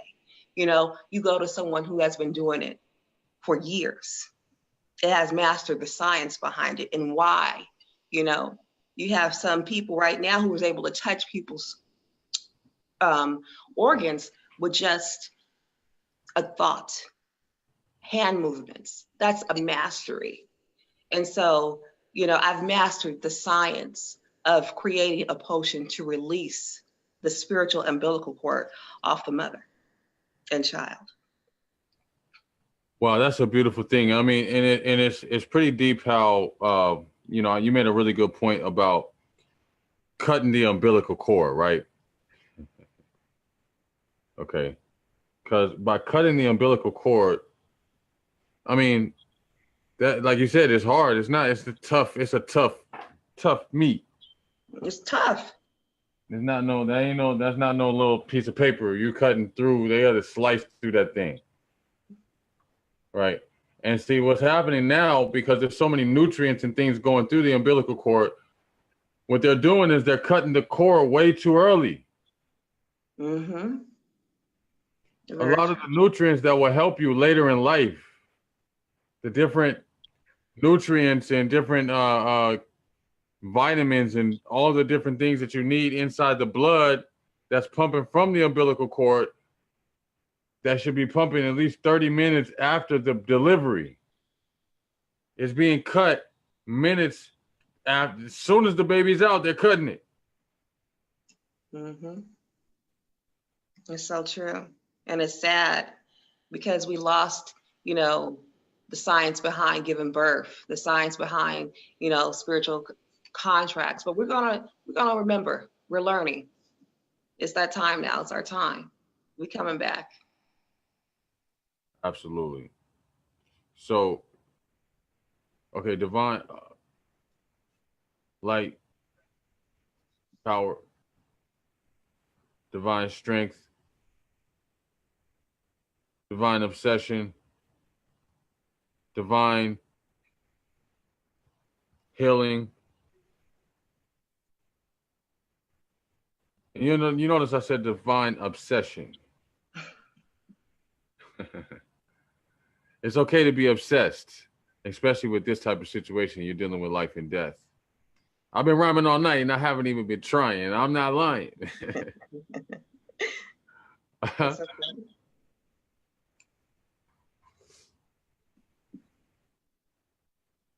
As we're allowing our next family member to come in and speak, ask questions and everything, we'll be welcoming her in shortly. Okay. If you are just tuning in, this is Alchemy Temple Shamanic Saturdays with me, Dr.Heru El Bay. Spiritual analysis is my guest, Nani Ray. Yeah. And we're breaking down how these attachments get to the body, especially pinpointing on abortions and traumatic. And I like how you separate miscarriages and traumatic miscarriages. I mean, that's a very big thing. Different. Very different. Mm-hmm. Would you like to go into any of that while we're waiting on the next person? Okay. Well, what's a traumatic miscarriage? It can happen in different types of ways. Like, for example, right now, prescription drugs are on the market like crazy. A lot of people take prescription drugs, whether it's sleeping pills, pain medication, and things of that nature. So they find themselves pregnant because some medications, they override birth control. So they find when a woman finds herself pregnant, it's a lot of stress because a lot of medication can cause birth defects. So in that, it stresses the mother out because then the doctor has to put her on a different type of medication, take her off to try to heal her body. And then there's a lot of miscarriages that happen in that process. That's one way. A lot of times stress because of financial issues or just relationship issues. A lot of times, whether it be domestic violence or whether it be, you living with your family and they don't approve of who you're pregnant by, and a lot of stress on the mother for whatever reason, it causes miscarriages. Or maybe sometimes, here's the big one, most miscarriages happen after a woman has an abortion. Okay. So sometimes you had an abortion first and then you decided that you wanted the baby because you didn't want an abortion anymore. Now you had a miscarriage because the abortion creates trauma to the womb. It creates negative energy. So your womb is reacting to the first time you created the karma between you and your child. It's responding to that. So that's, you know, traumatic miscarriages. It's a whole lot, but that's one of the biggest reasons I think a lot of women don't realize that they can have a miscarriage right after they have an abortion. And when I say right after, I'm like, you know, months after, or even years after. If you don't get pregnant again till like 3 years later, you can have a miscarriage. And it's related to your first abortion or just abortion period.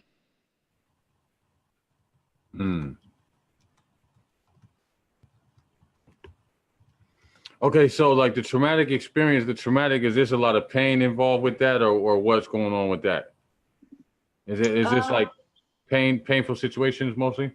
Yeah, well, a lot of painful situations, a lot of emotional situations. That's always, because when women are pregnant, they're very emotional. We're very emotional creatures just anyways. But our hormones, you know, they produce a certain type of chemical that causes, you know, a child to respond to their mother. Like, you know, if you're pregnant and you're always angry, you're probably going to have an angry child.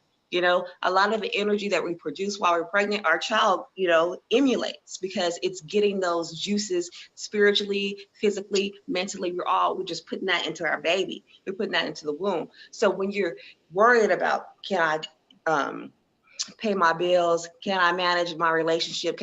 I already got 3 kids. I don't need to have another child. I can't afford it. All that is going into the energy of carrying your pregnancy. And so just a pure thought, like we're moving into a frequency stage in the Aquarius age, like your thoughts are so important.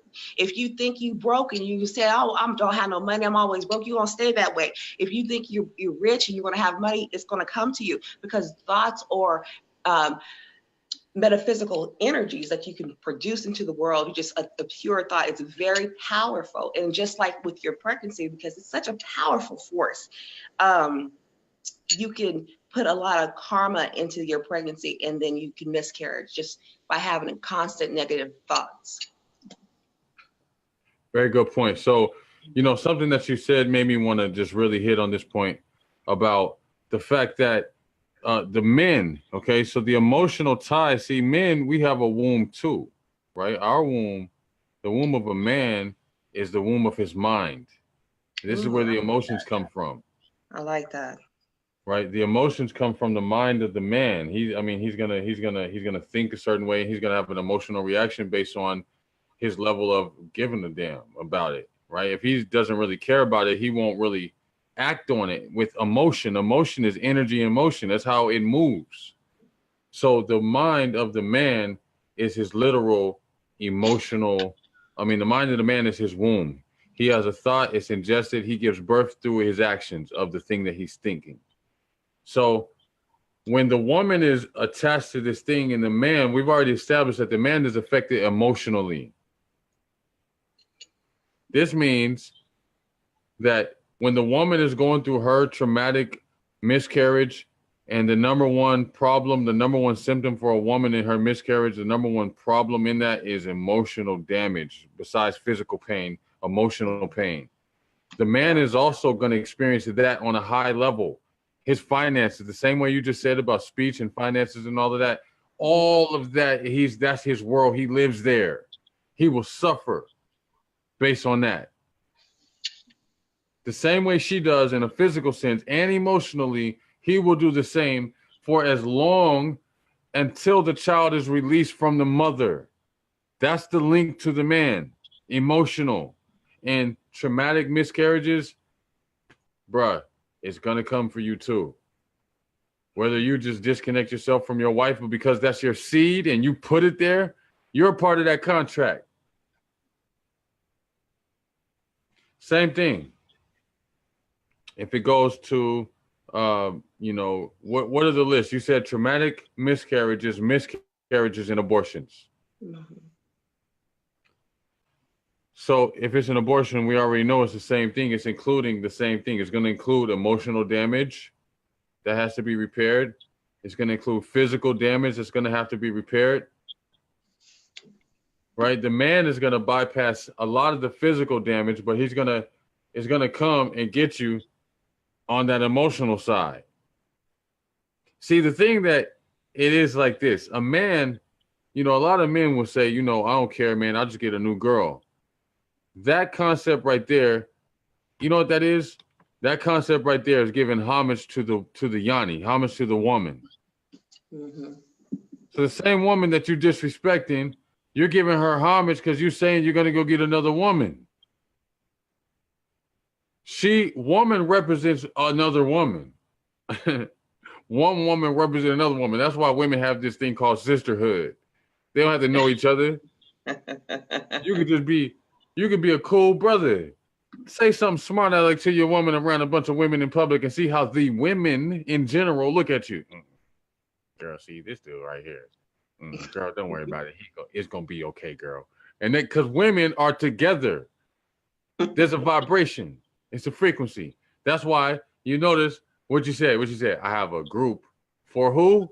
You say, oh, you brothers, you know what? Y'all can come through too. I have a group for women. Right? Because the women have a section that is for them alone. They have a section that's when they go into the deep sciences, the adept chambers, that's for them alone. Sharing that space, that intimate space with men, that's where the problem comes in at. The problem comes in at when the brothers get in there and be trying to tell the ladies, see, this is the thing. Brothers, we can only tell them so much about that thing. Mm-hmm. All right? You only know so much about it. And everything you learn is from them. Because you don't own it. So you can't say everything about it. You only know so much. It's from experience from them. I don't care about her. I'll just get another girl. Okay, you just said what? You gonna do what? You gonna get another girl? You never said, I don't need no girl. I'm not gonna have nobody. You say that, you're gonna end up with another girl.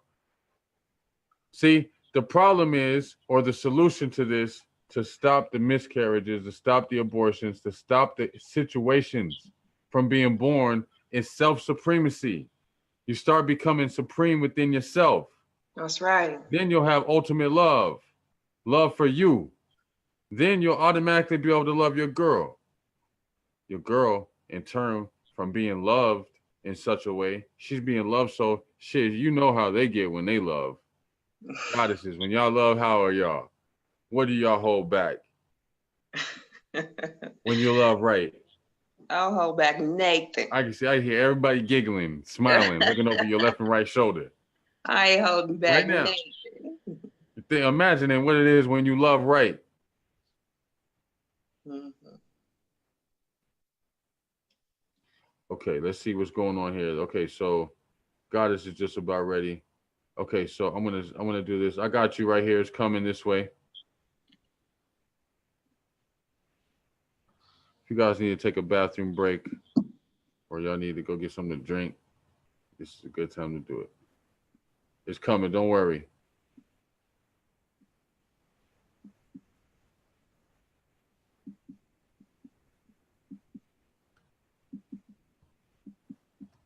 Boom.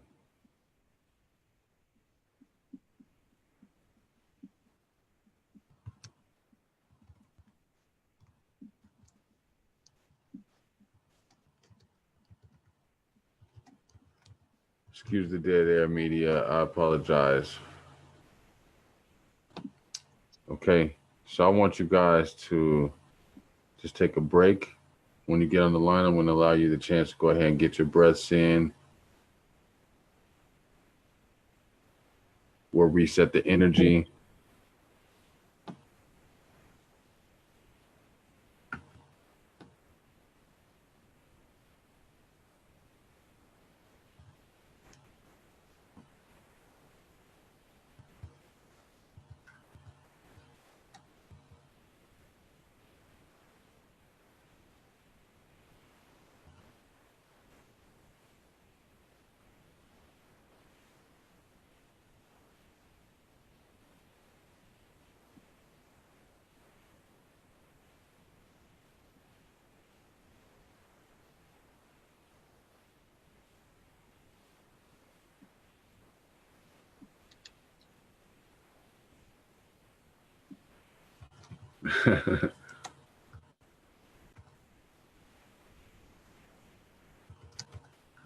All right, cool.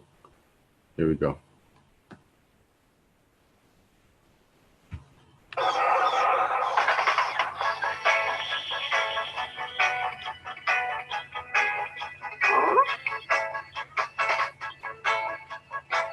All right, so she's on the way. We got the goddess on the way.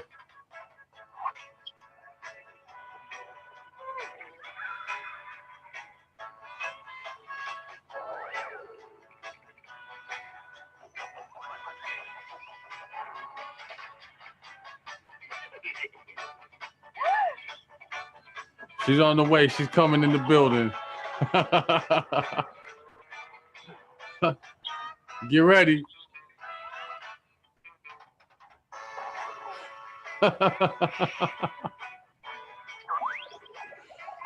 All right now.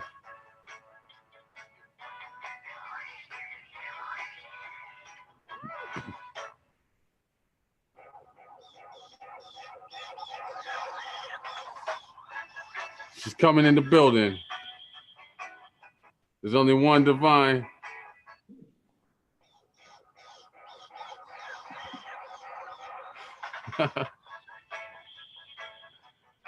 You're gonna find all these jewels.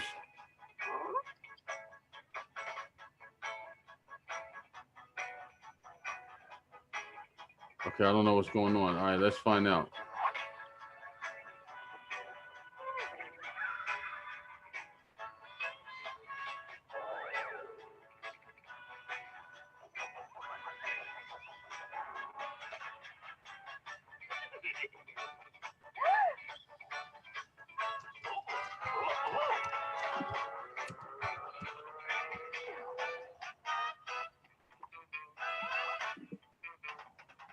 She's on the way. She's on the way. How much longer will it take? Come on now.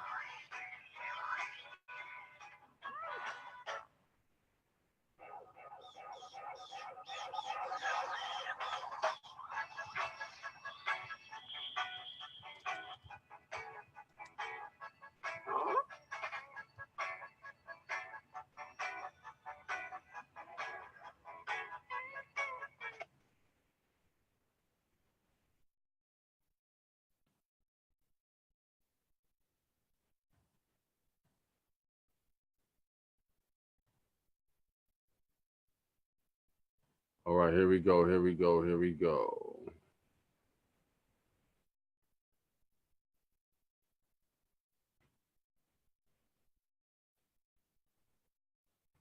All right, the goddess is almost in the building, guys. Thanks for bearing with us. She should be pulling up any second. Okay, so here we go, here we go, here we go, y'all.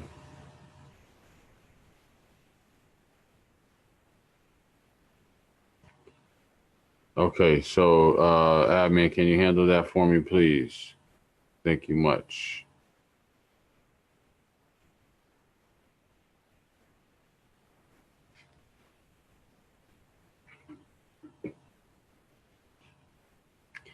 No camera, just voice.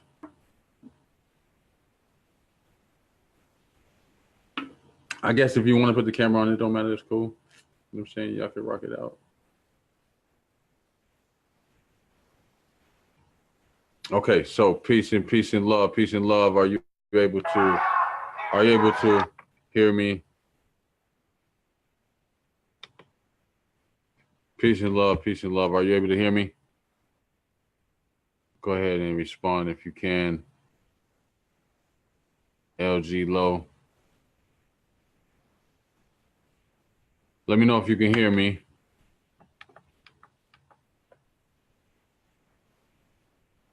Okay. What I want you to do is, yes. Okay, there we go. You can hear me? Yes. All right, there we go. Peace and love, peace and love. What's good? How are you? Peace, God. Word, word, word. Bless, bless, bless. Okay. All right, so what I'd like you to do is to do your breaths. Did you hear the number I gave you? No, 12. Yeah, I did them already. Yeah, All right, good. 12. All right, good. So let's go. So Do it again. okay, so I'm gonna allow you to ask your question, but I want you to ask the question in private. I don't want you to verbalize the question to yourself. I want you to ask the question in private. And I know you were trying to get on for a while. That's why I want to give you another 4 breaths, just real nice, good breaths, just to clear everything up straight up. And when you do that, go ahead and ask that question to yourself. You can ask the question to yourself. You have a couple questions or whatever. And what I'll do is I'll go into a general reading, and hopefully those questions will come out in the process. Okay.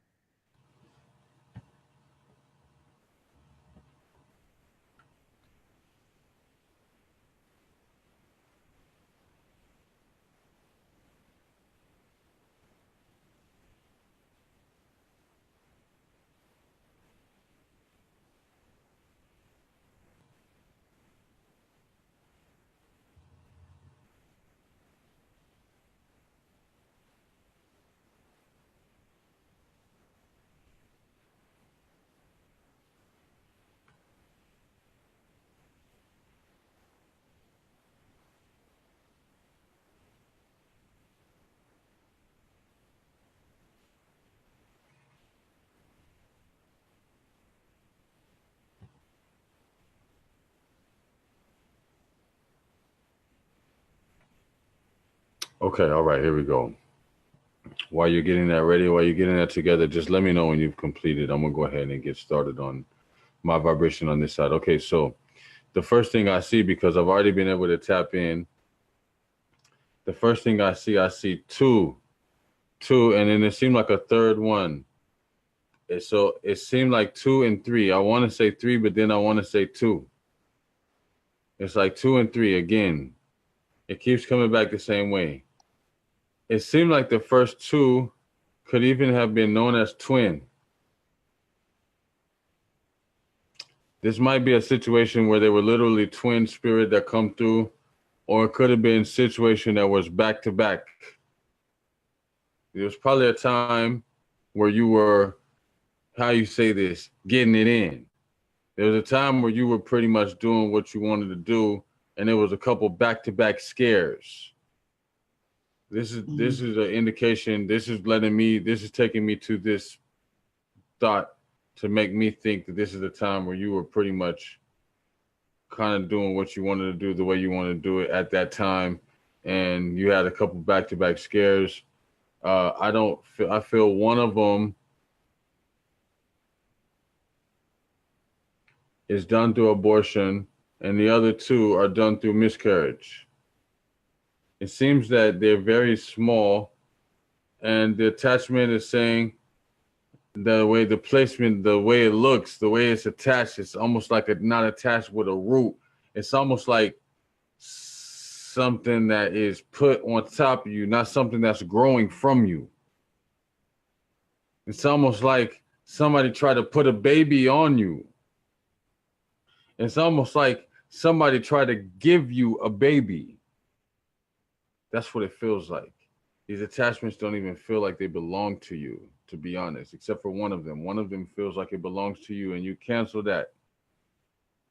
The other 2 feel like they were never yours, and so you defensively protected yourself. And so you had these situations to where you ended up cutting the energy from it. You've taken on the vibration that you're in, and you've done it well.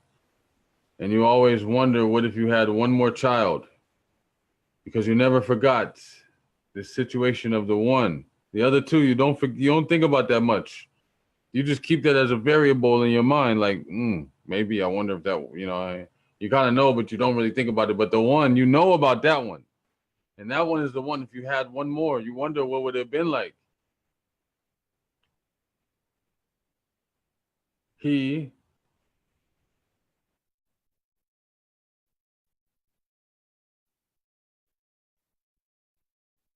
she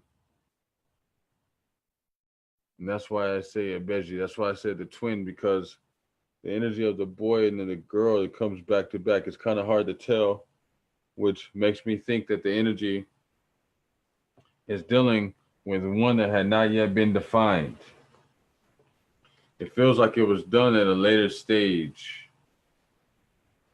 of the pregnancy and not right away. Like it was done later. Not at the very end, but not at the very beginning, like the way you want it to.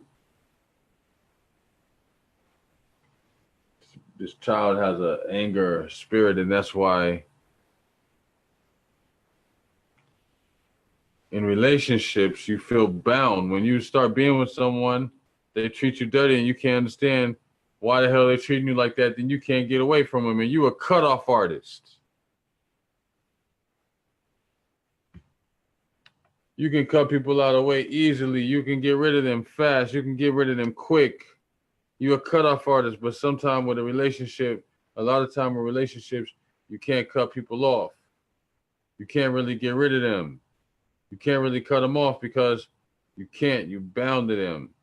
That's like a lock-in. That's like a lock-in. You locked into your science. You locked into your science. And the science is the fact that you wanted that baby. Wanted that baby. You never wanted to not have that baby. You still mad about that shit. That's a problem. You got to get rid of that. And I think that's the thing that the goddess was talking about. Nani Ray. That's one of the things that she brought up. Facing it. Facing it. Facing the science. Not just facing it and acknowledging it, but actually facing it. Not denying your anger or your frustration, and not saying, okay, I don't want to be mad, or not saying I'm not mad, or not saying I don't feel hurt about it, or saying, okay, it's been a long time ago, so I don't care anymore. Not doing any of that, but really go ahead and feeling what you feel, experiencing the pain, trusting the pain, acknowledging the pain, enjoying the pain. You say, how could you enjoy the pain? Why would I enjoy the pain? You know there's some pain that's good pain.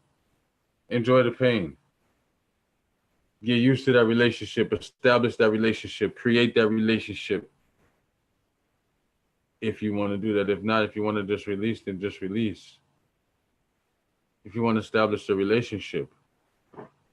Because remember, some of your ancestors are incarnate beings. Some of your ancestors are beings that you never met. They were incarnated. They had a body at one point. They were hundreds of years ago. You never met them. You never met your grandmother from 100 years ago, your great grandmother. You don't know them. You don't even know your grandmother.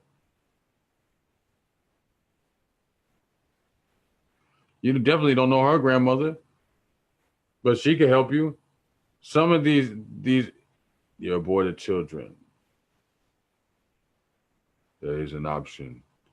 If you want help, you can get the help that way. You can get help that way.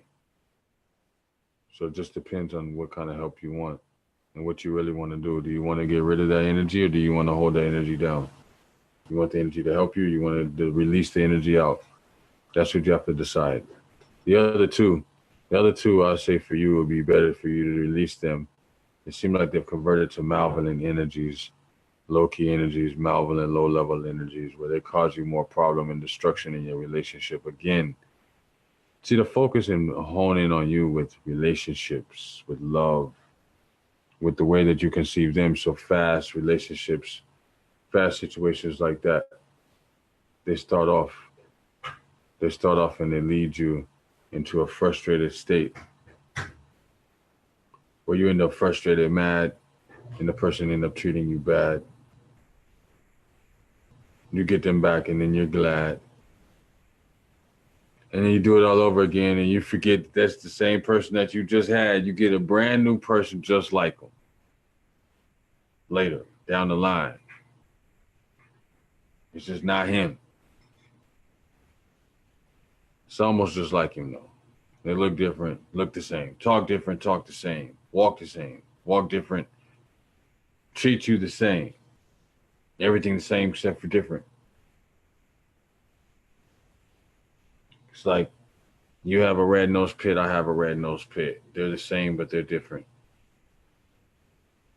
You have a chihuahua, I have a chihuahua. They're the same, but they're different. My chihuahua don't bark a lot, yours does. My chihuahua barks a lot, yours barks a lot. There's similarities between that. Differences between that.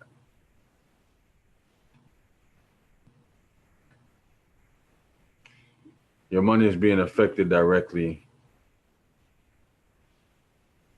To get rid of the low-level malevolent, low-level ones, and I call them that just straight up because I have to be blunt. You know I have to be blunt. Low-level malevolent energies, low-level malevolent energies. And the reason I call them out like that is because that's what the fuck I see.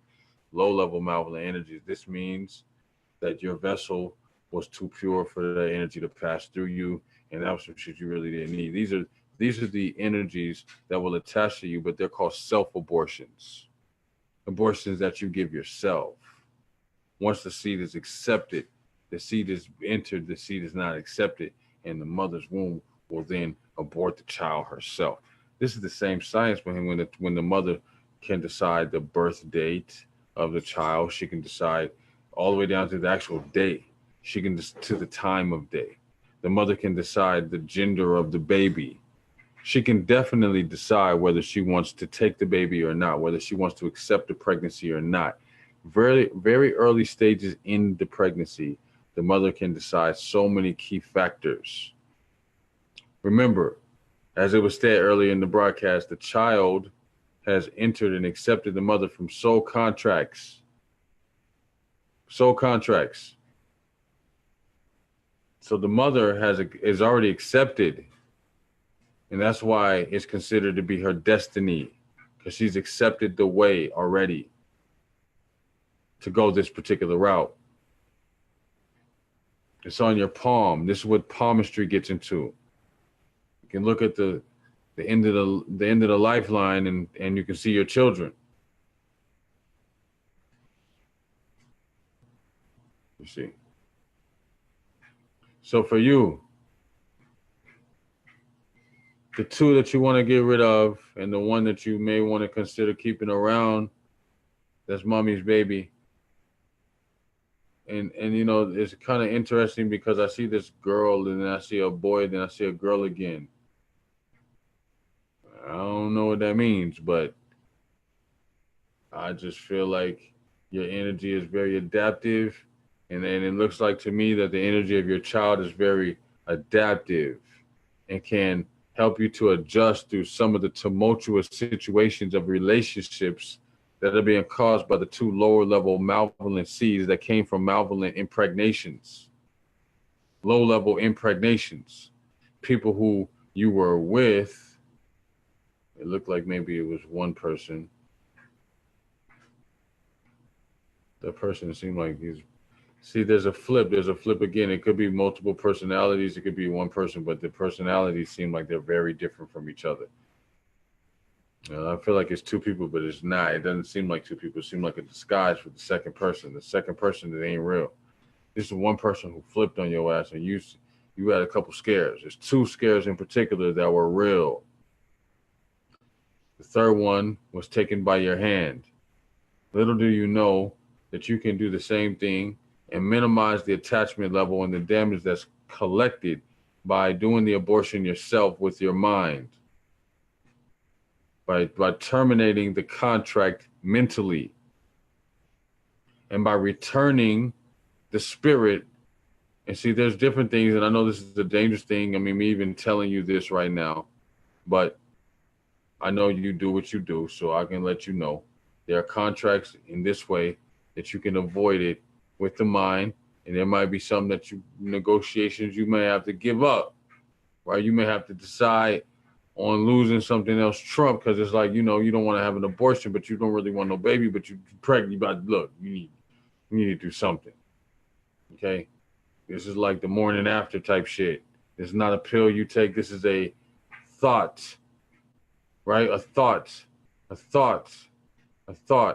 a word, an energy, of course. You can send the seed back, send the energy back. Of course, that's a dangerous process. Anything outside of that, once you are, then the best rule for all safety, not opinions, not about like how I feel personally or how anybody might feel about it. The safest way, I'll say that, to make sure that you're not damaged by attachments. And see, when these attachments comes, a lot of times it makes you prone to attack from other levels, spirits. So a lot of you brothers have emotional ties from those children that you aborted. And so that emotional tie bleeds into the other parts of your life, and you travel through life filling that void. The part of you killed it, and you never released it. A lot of you goddesses is the same thing, obviously. You know, divine, you in particular, you have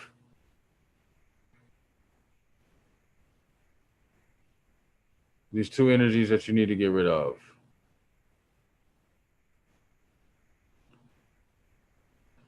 Wait until the full moon.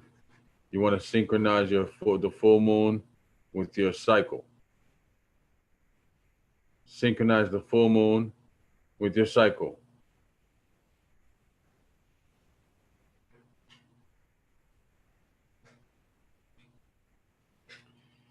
Get yourself a cup. You know those cups y'all ladies have. And catch that magic. Catch that blood in the cup.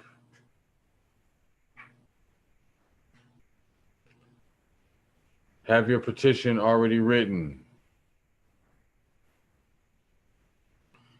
Have your command or your summons, I should say, already written. Your command with the thing that you want. The reason why you're writing it down in the first place on parchment paper or blank paper or a brown paper bag is because these are blank.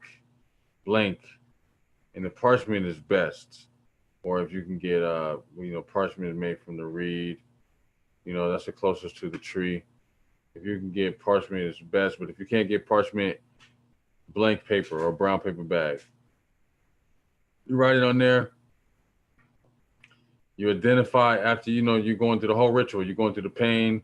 You're bringing up the situations of when you conceived, who you were around, what you felt, what you were going through, what you needed, what you got, what you didn't get, how you remember it all, good and the bad. Revisit it, pull it all up, let it feel again so you can see what it is. You don't want it hiding out. If it's not responding, you need to do more aggravation and remember more things. Piss it off again so you can bring everything up. This is what you're trying to do. You're trying to weed yourself of all these energies. You want to get rid of them. You can't get rid of them if they're hiding. You got to do something to bring them up. The memories are going to bring them up. Once you bring them up, you want to start facing each one and start wrestling each one of them. Tell them don't go no fucking where. Sit your ass there till I'm done with you. You go ahead and you fight them, beat them up one by one. It's going to take more because sometimes they're going to want to jump you. They ain't going to sit there and let you just start beating them up. They're going to take 4, 5, 6, 10 of them. They're going to start jumping you. This process is troublesome. It's hard. It's strenuous. It's dangerous. It's violent. It's rough. It takes patience. It takes discipline. It takes consistency. It takes desire. It takes willpower. You just really got to want to do it. And it's hard. And you have a lot to lose.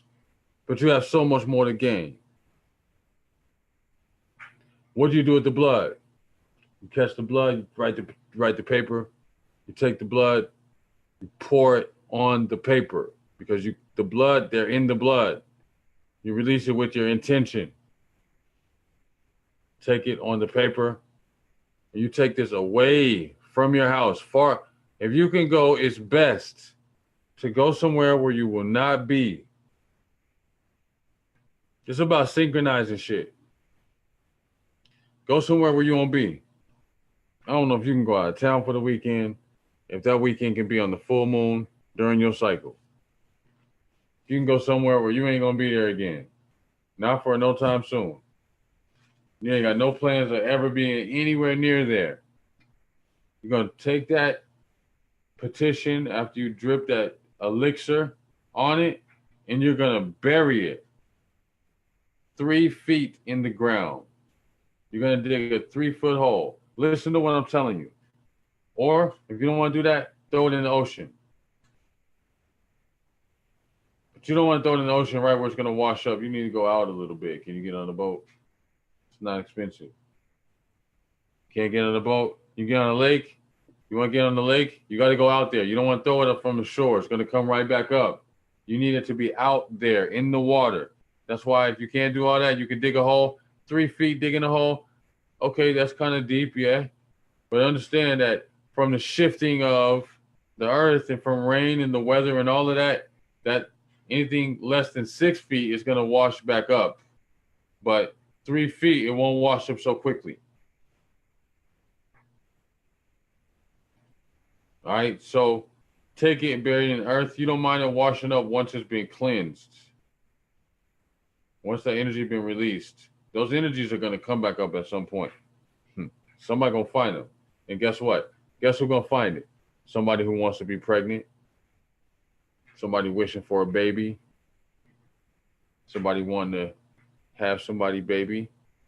And those spirits are going to come back up. Those energies that you released, they're going to come back up. Hopefully, when you release them, you had to purify them by facing your pain. And so when they come up this time and they offer their gift of fertility, they offer it in a place where that goddess in particular will be able to get a good vibration from them. Otherwise, that shit going to either happen all over again or they're going to terrorize this lady. And that all really kind of has a lot to do with how you release them. And what you do when you're releasing them. You know what I mean? How you release them. Do you let them out? In which way? Peacefully, stressfully? Do you let them out in rage? Are you angry when you do it? And see, like, that's the thing. You're holding on to a lot of anger. You have a lot of anger. You have a lot of anger. Whole lot of anger. And it's justified. All of it is justified.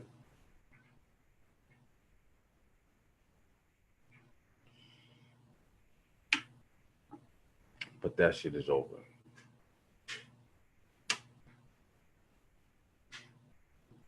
It's over. It's done.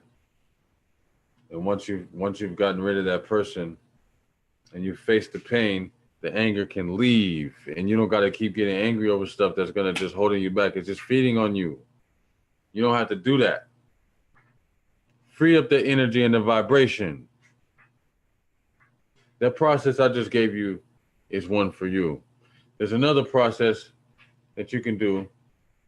It involves the same thing with the moon and the blood. You want to synchronize that. If you have any questions on synchronizing it, I bet you can figure it out on your own before you ask me.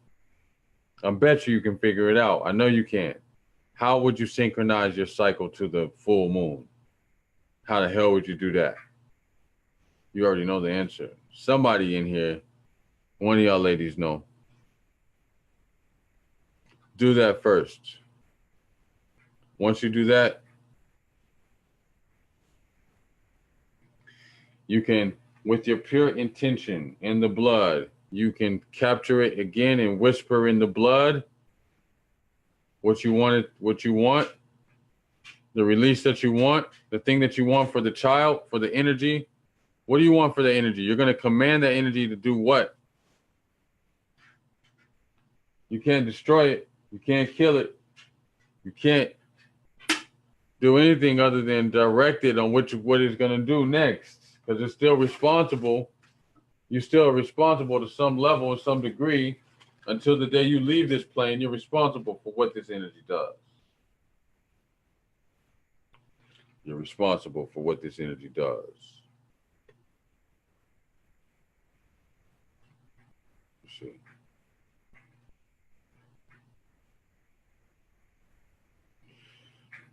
So you don't want the energy to be getting you like that.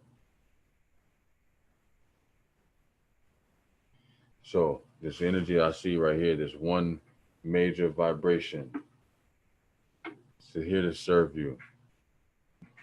Keep you safe, show you things you don't know, take you places. That's the reason why you want to travel. That's the reason why you want to expand. Hey, this one here, he kind of mad about people treating you bad. This is a protector. And in my opinion, I wouldn't say get rid of him. I say bring him close. Set him a place at your table. Yeah.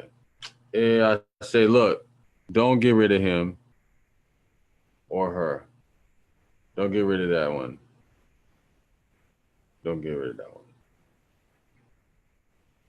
And listen, if you want to know, you just tell her to come to your dream. Tell him to come to your dream and tell him how to look. You don't want nothing crazy. Tell him that. Tonight. Tell him to come to you tonight. Tell him to come to you tonight.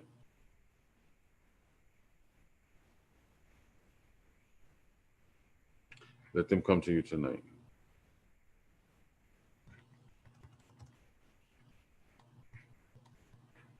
And when they come to you, when this one baby comes to you, you find out what I said to you is correct. The blood is so important. And I feel like the blood was important then. I feel like you bled a lot at this point. There's a lot of bleeding. You're scared about miscarriages a couple of times. Blood, you got nervous for a long time about blood. You don't like the blood. That's why the magic for you is in the blood. That's why the magic is for you in the blood, because the blood used to scare the hell out of you. You're scared about the blood that you didn't like that. Yeah, now you know that's in the power. The power is the blood. Now you're really strong with it. You need to use this blood to release this baby.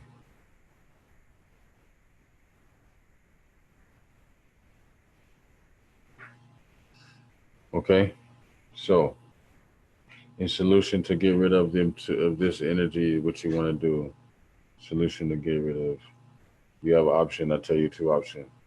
One option I tell you. Set an altar up, pure black energy with baby clothes, both male and female. Black candle, black cloth. You can use a table, small table, big table, doesn't matter. Bigger the better.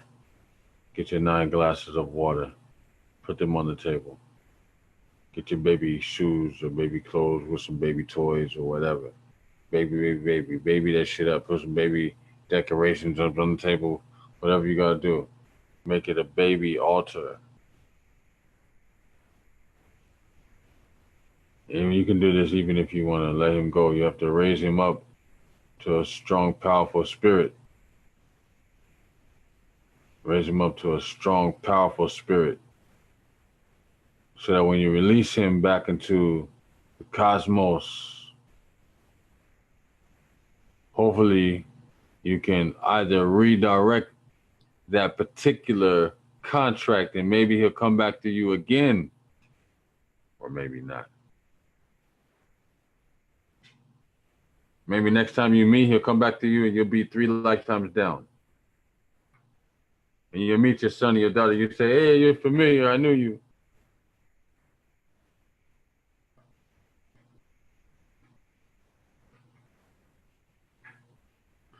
So that's the way it is. You have a long life.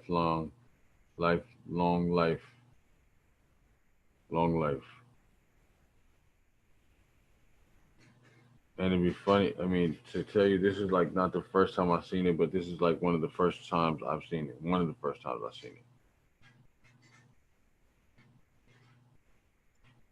It's gonna sound crazy now. I hope you're ready for this shit. I'm getting the impression, the vision is that you were an aborted baby in a previous life from the child that you had aborted in this life.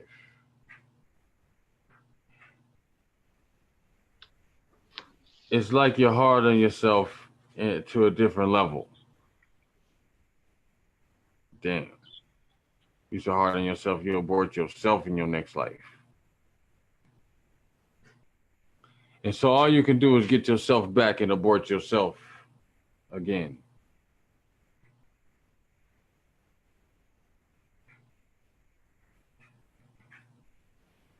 The child can cancel the contract just like the mother can. The child can get close and be like, oh, hell no, I don't want this to be my mother. And they can cancel the contract too and be born stillbirth. All kinds of shit. Sometimes it has to do from the baby's end. Sometimes it doesn't. Most of the time it does. But it's always a cosmic contract.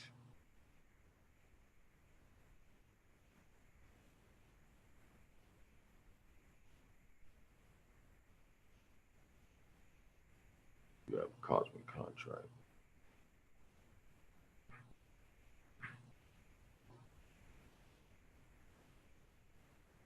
You have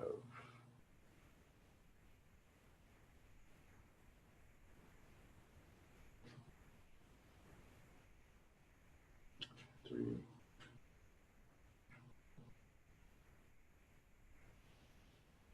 There's another attachment too. This attachment has come from people playing magic with you. They play magic on you. They use you as a pinning board, and sometimes it seems that you empower them by using things before you know them fully. And those things are the things they use, so you're just empowering their own tool.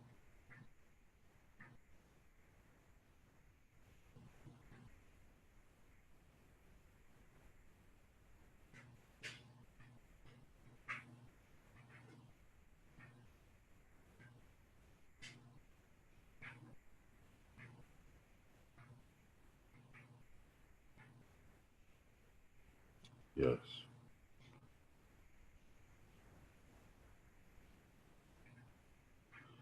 So you have,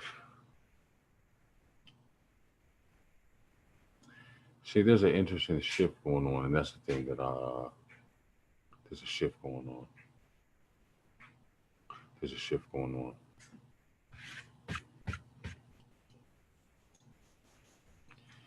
It's almost like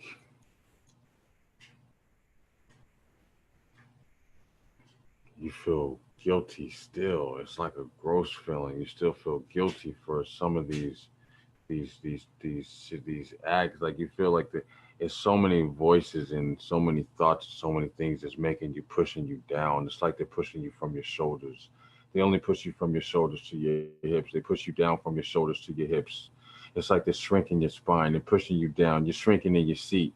It's making you feel guilty. You feel bad over all this shit, and they just keep dragging on you, dragging on you, dragging on you. You feel like, what the fuck, why did I do this, and damn, why I do that, and oh my God, and this, and these are the imagery and the thoughts and the process that comes in your mind when you think about the babies and the attachments and the babies, and why did I do this, and I should have known better. And that's the whole process. The whole thought is being fed. This is a malevolent energy that just loops, and it affects your relationships. It affects your pain. It affects the love of your life. The good man come around and he's good for you. He's good to you. Everything is good. But then all of a sudden he has problems that pop up from nowhere. His health is fucked up. His money's fucked up. His old family that would normally be peaceful is fucked up. His car is fucked up. Everything about the guy that fall apart. It's all because it's almost like the energy around you is just fucking him up. And you think about this and you say, no, I'm not bad luck. There's no way, because I can't be bad luck. I'm good luck. And it's not that you're bad luck. Yeah, you might be bad luck for the man who doesn't really know how to deal with protection. If the guy can't protect himself and he can't protect you, then of course those energies are going to eat that ass up. And they basically feed off of him, and he becomes on the menu. You already know it's either that you on the menu or you at the table. Right? I'm on the menu or I'm at the table. You're either eating chicken or your ass is chicken. Right? If you eating chicken. If you eating chicken, you either one or the other. Right? That dead chicken that got breaded, you grubbing. Right? If the chicken not eating you, you have a way that you're gonna do things, and that's the thing. So it's like you're very used to that structure. It seems like you've been out of yourself for a long time. You're not really fully yourself. You're cool. Things are good. Things are like they should be on a lot of levels, but you're operating as somebody else. And there's a lot to do with the pain that you're feeling and the guilt that you're feeling from this situation in particular. Let that shit go. Let that shit go. Feed yourself awareness, like, acceptability, and deal with it like, deal with your mistakes. Once you've forgiven yourself of them and you're not still feeling guilty, you deal with your mistakes as stepping stones, as encyclopedias to break down your character to you so you can understand who you are. Fuck studying me and being I know you, son, I can break you down. Don't do that. Break yourself down. You're such a complex being, such a powerful being. Break yourself down. See how wonderful you are, how powerful you are. Understand that. Get dope at that. And then when you do that, everything is good. And for you, you have a lot of it seems like there's so many of them though, but I only see the one pop up and then the other two. But the other two, they seem like one again, but they're low. It seems like they're split. I almost feel like those two are just showing up as from a group. That's why I say there was a time when you was getting it in. I already know that because there's a whole bunch going on right here. That was a long time ago, but that part of you that was free-spirited and so happy, still a little bit of that left in you. Still a little bit of that left in you. But you had to change it up so much. You had to switch it up so many times.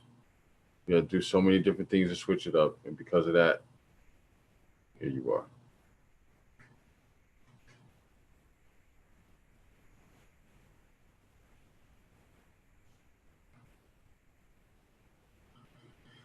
That old school day, that old school time, that old school way, bring it back. Have some fun. This time, control yourself a little bit better. You know what I mean? But bring back the old school self. Yeah.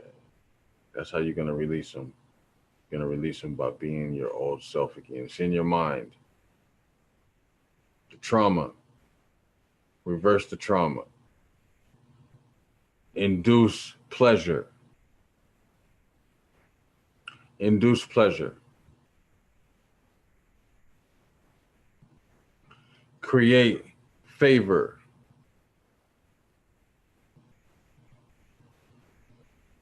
Spot something, want it, get it, do it. That's how you release. You have guilt that's holding you back. That's the only thing holding you back. It's not so much a baby as it is energy. Don't think of it as a baby. Think of it as an energy. The energy is bound by guilt. We have no guilt. We got to release the vibration so the vibration can recycle back into coming again through another womb if need be. The energy wants to come. You can't trap up the spirit. You can't lock up a spirit for no reason. They interfere. They get mad. They pissed off. Free up the spirit. Let the baby go.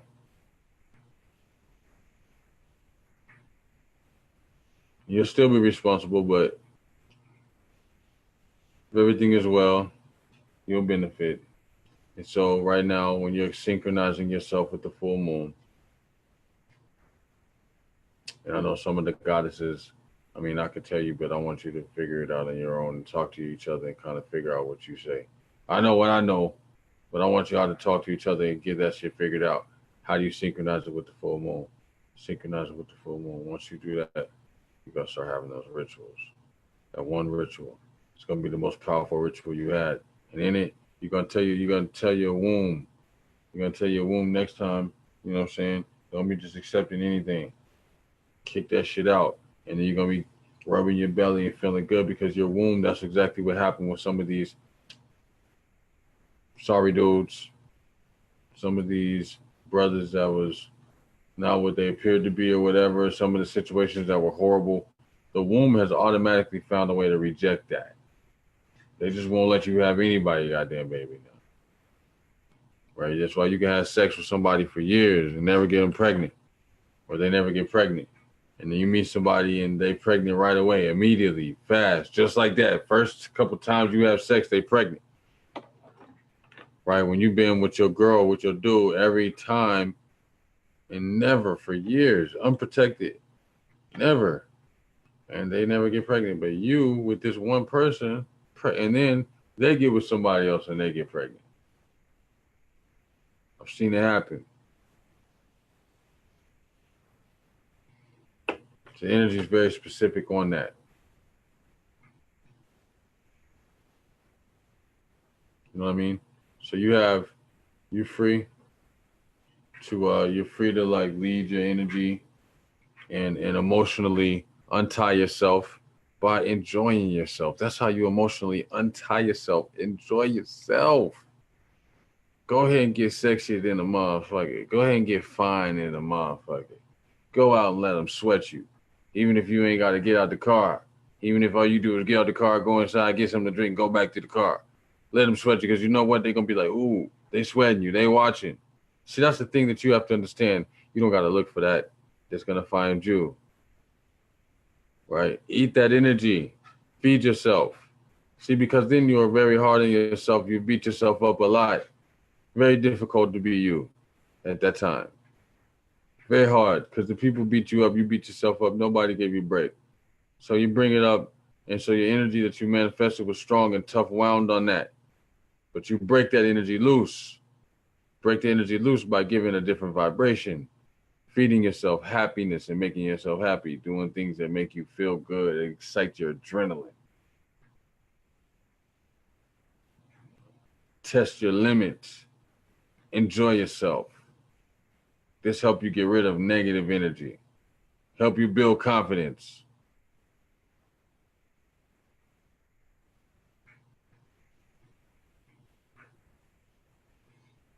So yes, I know I'm going well over the time. I'm going to go ahead and done this right here. Please let me know, Goddess, if you received this reading.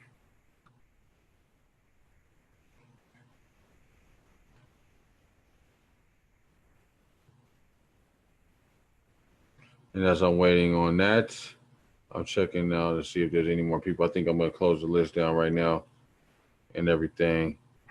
But I did want to say thank you to everyone for hanging out. I know it's been late and everything. Hopefully this vibration of this science will help you out, help raise some awareness about these chakra points and about these attachments to your soul, and how come some of the things that you try to do are so difficult, and how come some of the things that you try to do are so hard. How come some of the things don't work? How come some of the things that you do are so difficult? How come they're blocked at every corner? How come they're blocked at every turn? How come some of the shit you do will not make it? You know? Okay. So we have, while we're waiting to have the goddess let us know whether you received this in the reading, we're going to allow, here come the goddess Nani Ray. She has something to say to you.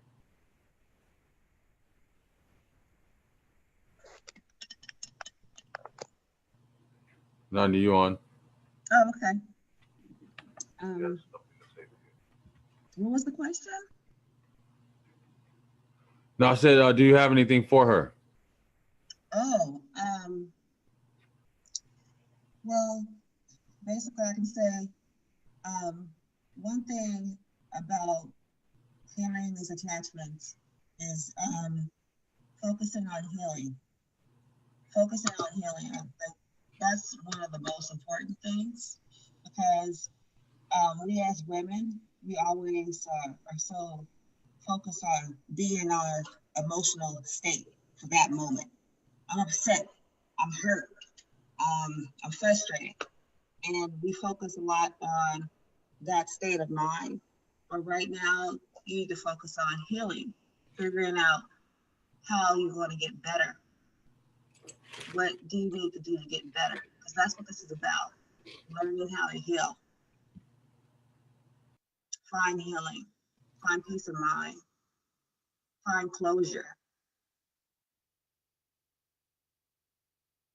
Find a way where, you know, even after you do the ritual, you're still going to need some type of, you know,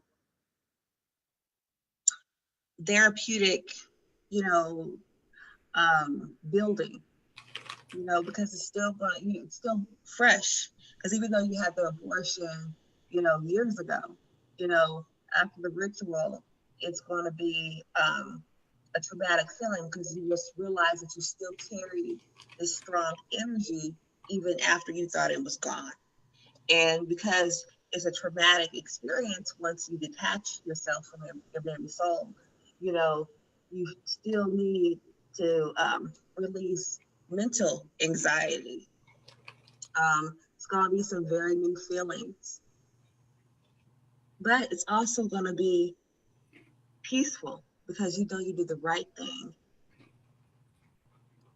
A lot of times women have dreams.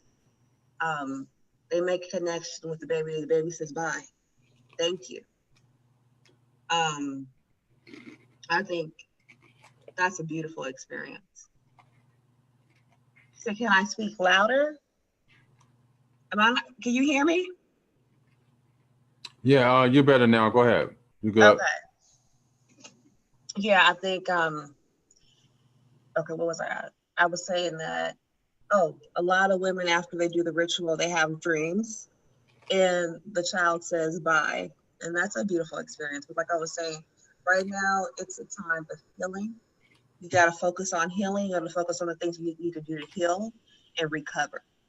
And that's what it's about, healing and recovering and being empowered. You know, building up your light, building up your energy centers, you know, so you can be that powerful goddess that you imagine being. That's one big thing. And a lot of women get blessings after they release their baby soul. They get a lot of blessings. Sometimes it could be financial blessings, sometimes children, sometimes with a spouse. But whatever you desire usually comes really easy after that. So, I mean, I have my own testimonies, but I'd rather have other people testify about, you know, how the ritual helped them in their life, because it's been a lot of women that have healed and had phenomenal things happen to them. Phenomenal things. So I just said focus on healing and focus on going through that experience. I think a lot of women, you know, just bringing it up, resurfacing those feelings, you know, cause a lot of emotions.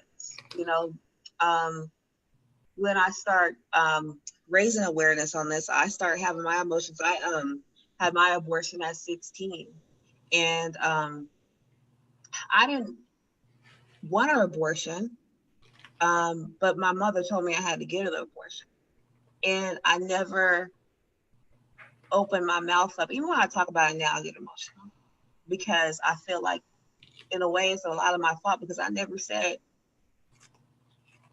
I didn't want the abortion. I never said that. And so, because I didn't say that, I feel like I didn't save my child. I was 16 and, you know, I was living with my parents and I was just wild and I was doing things I shouldn't have been doing at that time. But I made my peace. And even though my child is been released back into the astral, and he's in a better place. He's still very much a part of me, but I had to give him a better life, because being trapped, you know, watching me have my life, watching me, my children live out their lives in their human flesh, it was damaging to him. He was very hurt. Going into the astral, and you see these souls suffering, and they're in a situation where it's very almost cruel, you know. It's like I said, it's predatory. You know, I don't know how many of you go into the astral, but we see these beings, they're faceless. They don't have a face. They don't have a life. And, you know, it's torture. It's just torture. And I think that's why the Creator blesses us once we free them.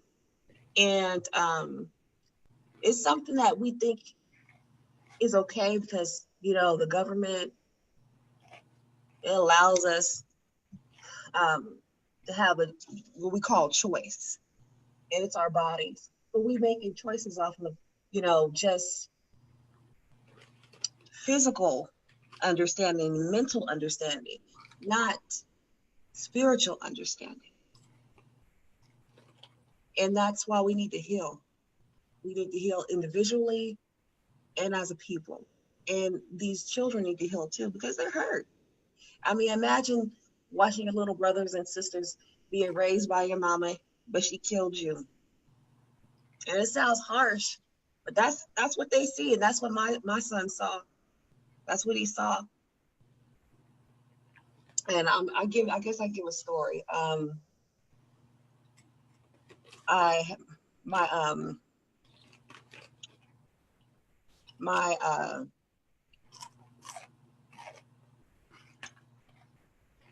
My two daughters at the time, before I had my other son, I just bought them a fish tank.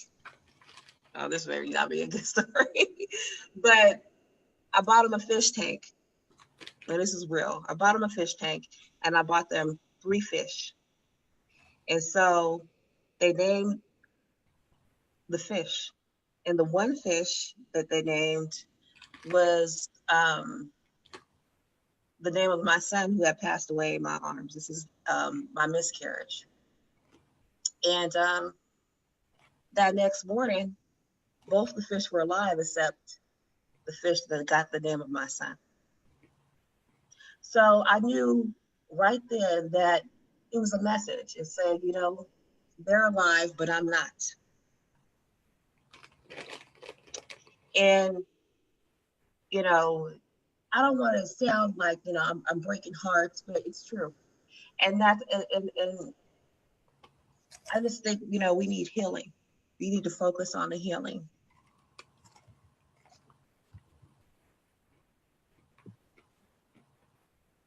That's right. And the healing is a process. You know, it's something that's not an event. It's not like a one-time thing, like you just heal right away. You know, it takes layers and levels to heal. You have to heal over and over again. You have to constantly heal. That's right. You know, and healing is like that, especially when it's traumatic. Mm-hmm. And see, traumatic experiences sometimes are traumatic later. They're not even traumatic when they happen. There's a delay. Sometimes you don't realize how traumatic it is. Right. Until later. And those energies, they're shocked. They don't know what the hell going on. They are in like kind of confused state at first. Some of them come through a little bit more powerful than others.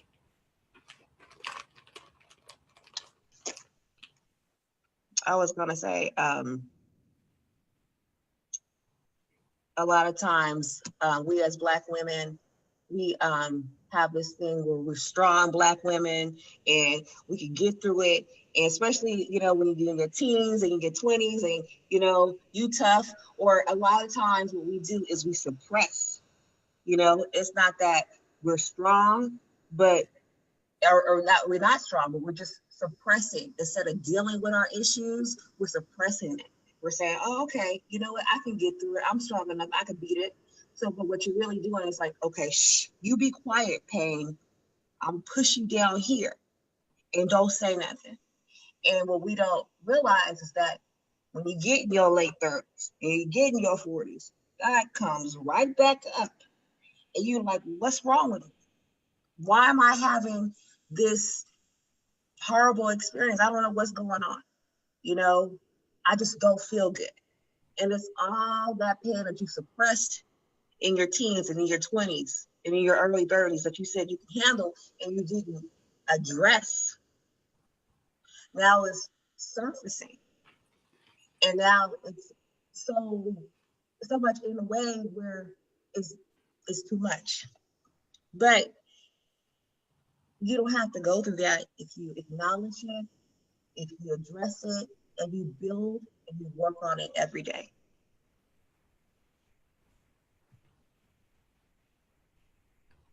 Right? That process broken down into steps. Mm-hmm. Mm-hmm. And these attachments, I mean, it's a beautiful thing to be able to see it and know it and identify it and get rid of it and let them go about their business so that they can recycle back into the cycle, right? You don't want to keep them trapped into that cosmic belly of yours. You want to let them go. Let them go. They can go back to the whole cycle again, right? Go back over again. The reincarnation phase. The energy can't be destroyed. You can't hold it there forever. You're going to leave at some point. This is another form of you. So when you die, what happens to there's a whole lot of questions that need to be answered. So you just want to really be, if you buy something that you've already done, you just need to really seek out how to, release these energies and how to deal with the energies. And tonight you've been given several different methods and different options that you can try and see if any of them work for you. The best thing is that you always want to find something that resonates with you. If nothing here resonates with you, then keep searching. But whatever you do not ignore the need to fix the situation. Now, if you don't know where to start, you have a couple of options. And the thing about it is, until you know something, you can always try different things, right? Not trying something because you're not sure of it and not doing anything, which is better. I would rather try something because I'm not sure than sit there and not try anything. Because at least I'll know more than your ass if it don't work. I'll know that it doesn't work. I'll also know that if I try it this way next time, a little bit different, it might work. You know what I mean? I'll also be able to get different hints and clues to the times that I operate in the situation, whether or not I need to go a little bit harder, go a little bit less, swing to the left, swing to the right. I can tell exactly how I need to navigate my movements based on the fact that I tried it. You know? So it's all about that. So this is a science that I feel is best dealt with woman for woman by woman. And it's something that I just wanted to bring up, to just bring to the attention, to let everybody kind of think about this thing. And if for the goddesses who've already been in that situation, you want to deal with that, because that's something that's important as you continue to go through these ciphers, you continue to go through these layers of information. You want to make sure you're on point. You're evolving, right? You're getting stronger. You're growing. You don't want to be in this situation and fuck around and don't know what's going on.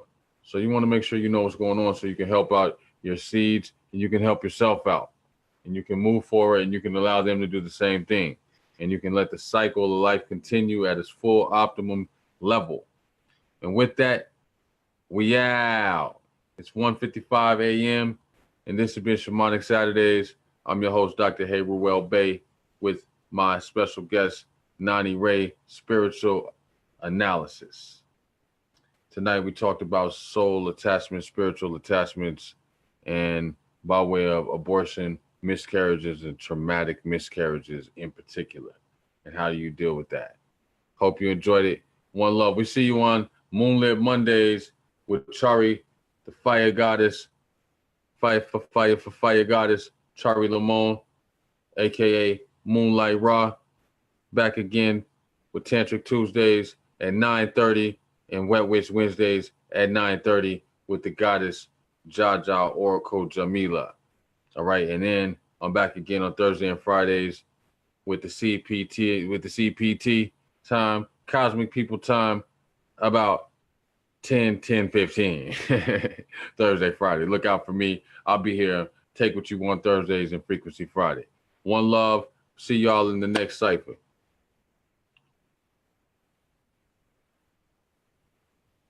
Are you dumb? Are you dumb? Hold on. Are you dumb? Are you dumb? Are you dumb? Are you dumb? Are you dumb? Are you dumb? Fall for who? Fall for what? Fall for where? Fall for when? Are you dumb? Are you dumb? Are you dumb? Are you dumb?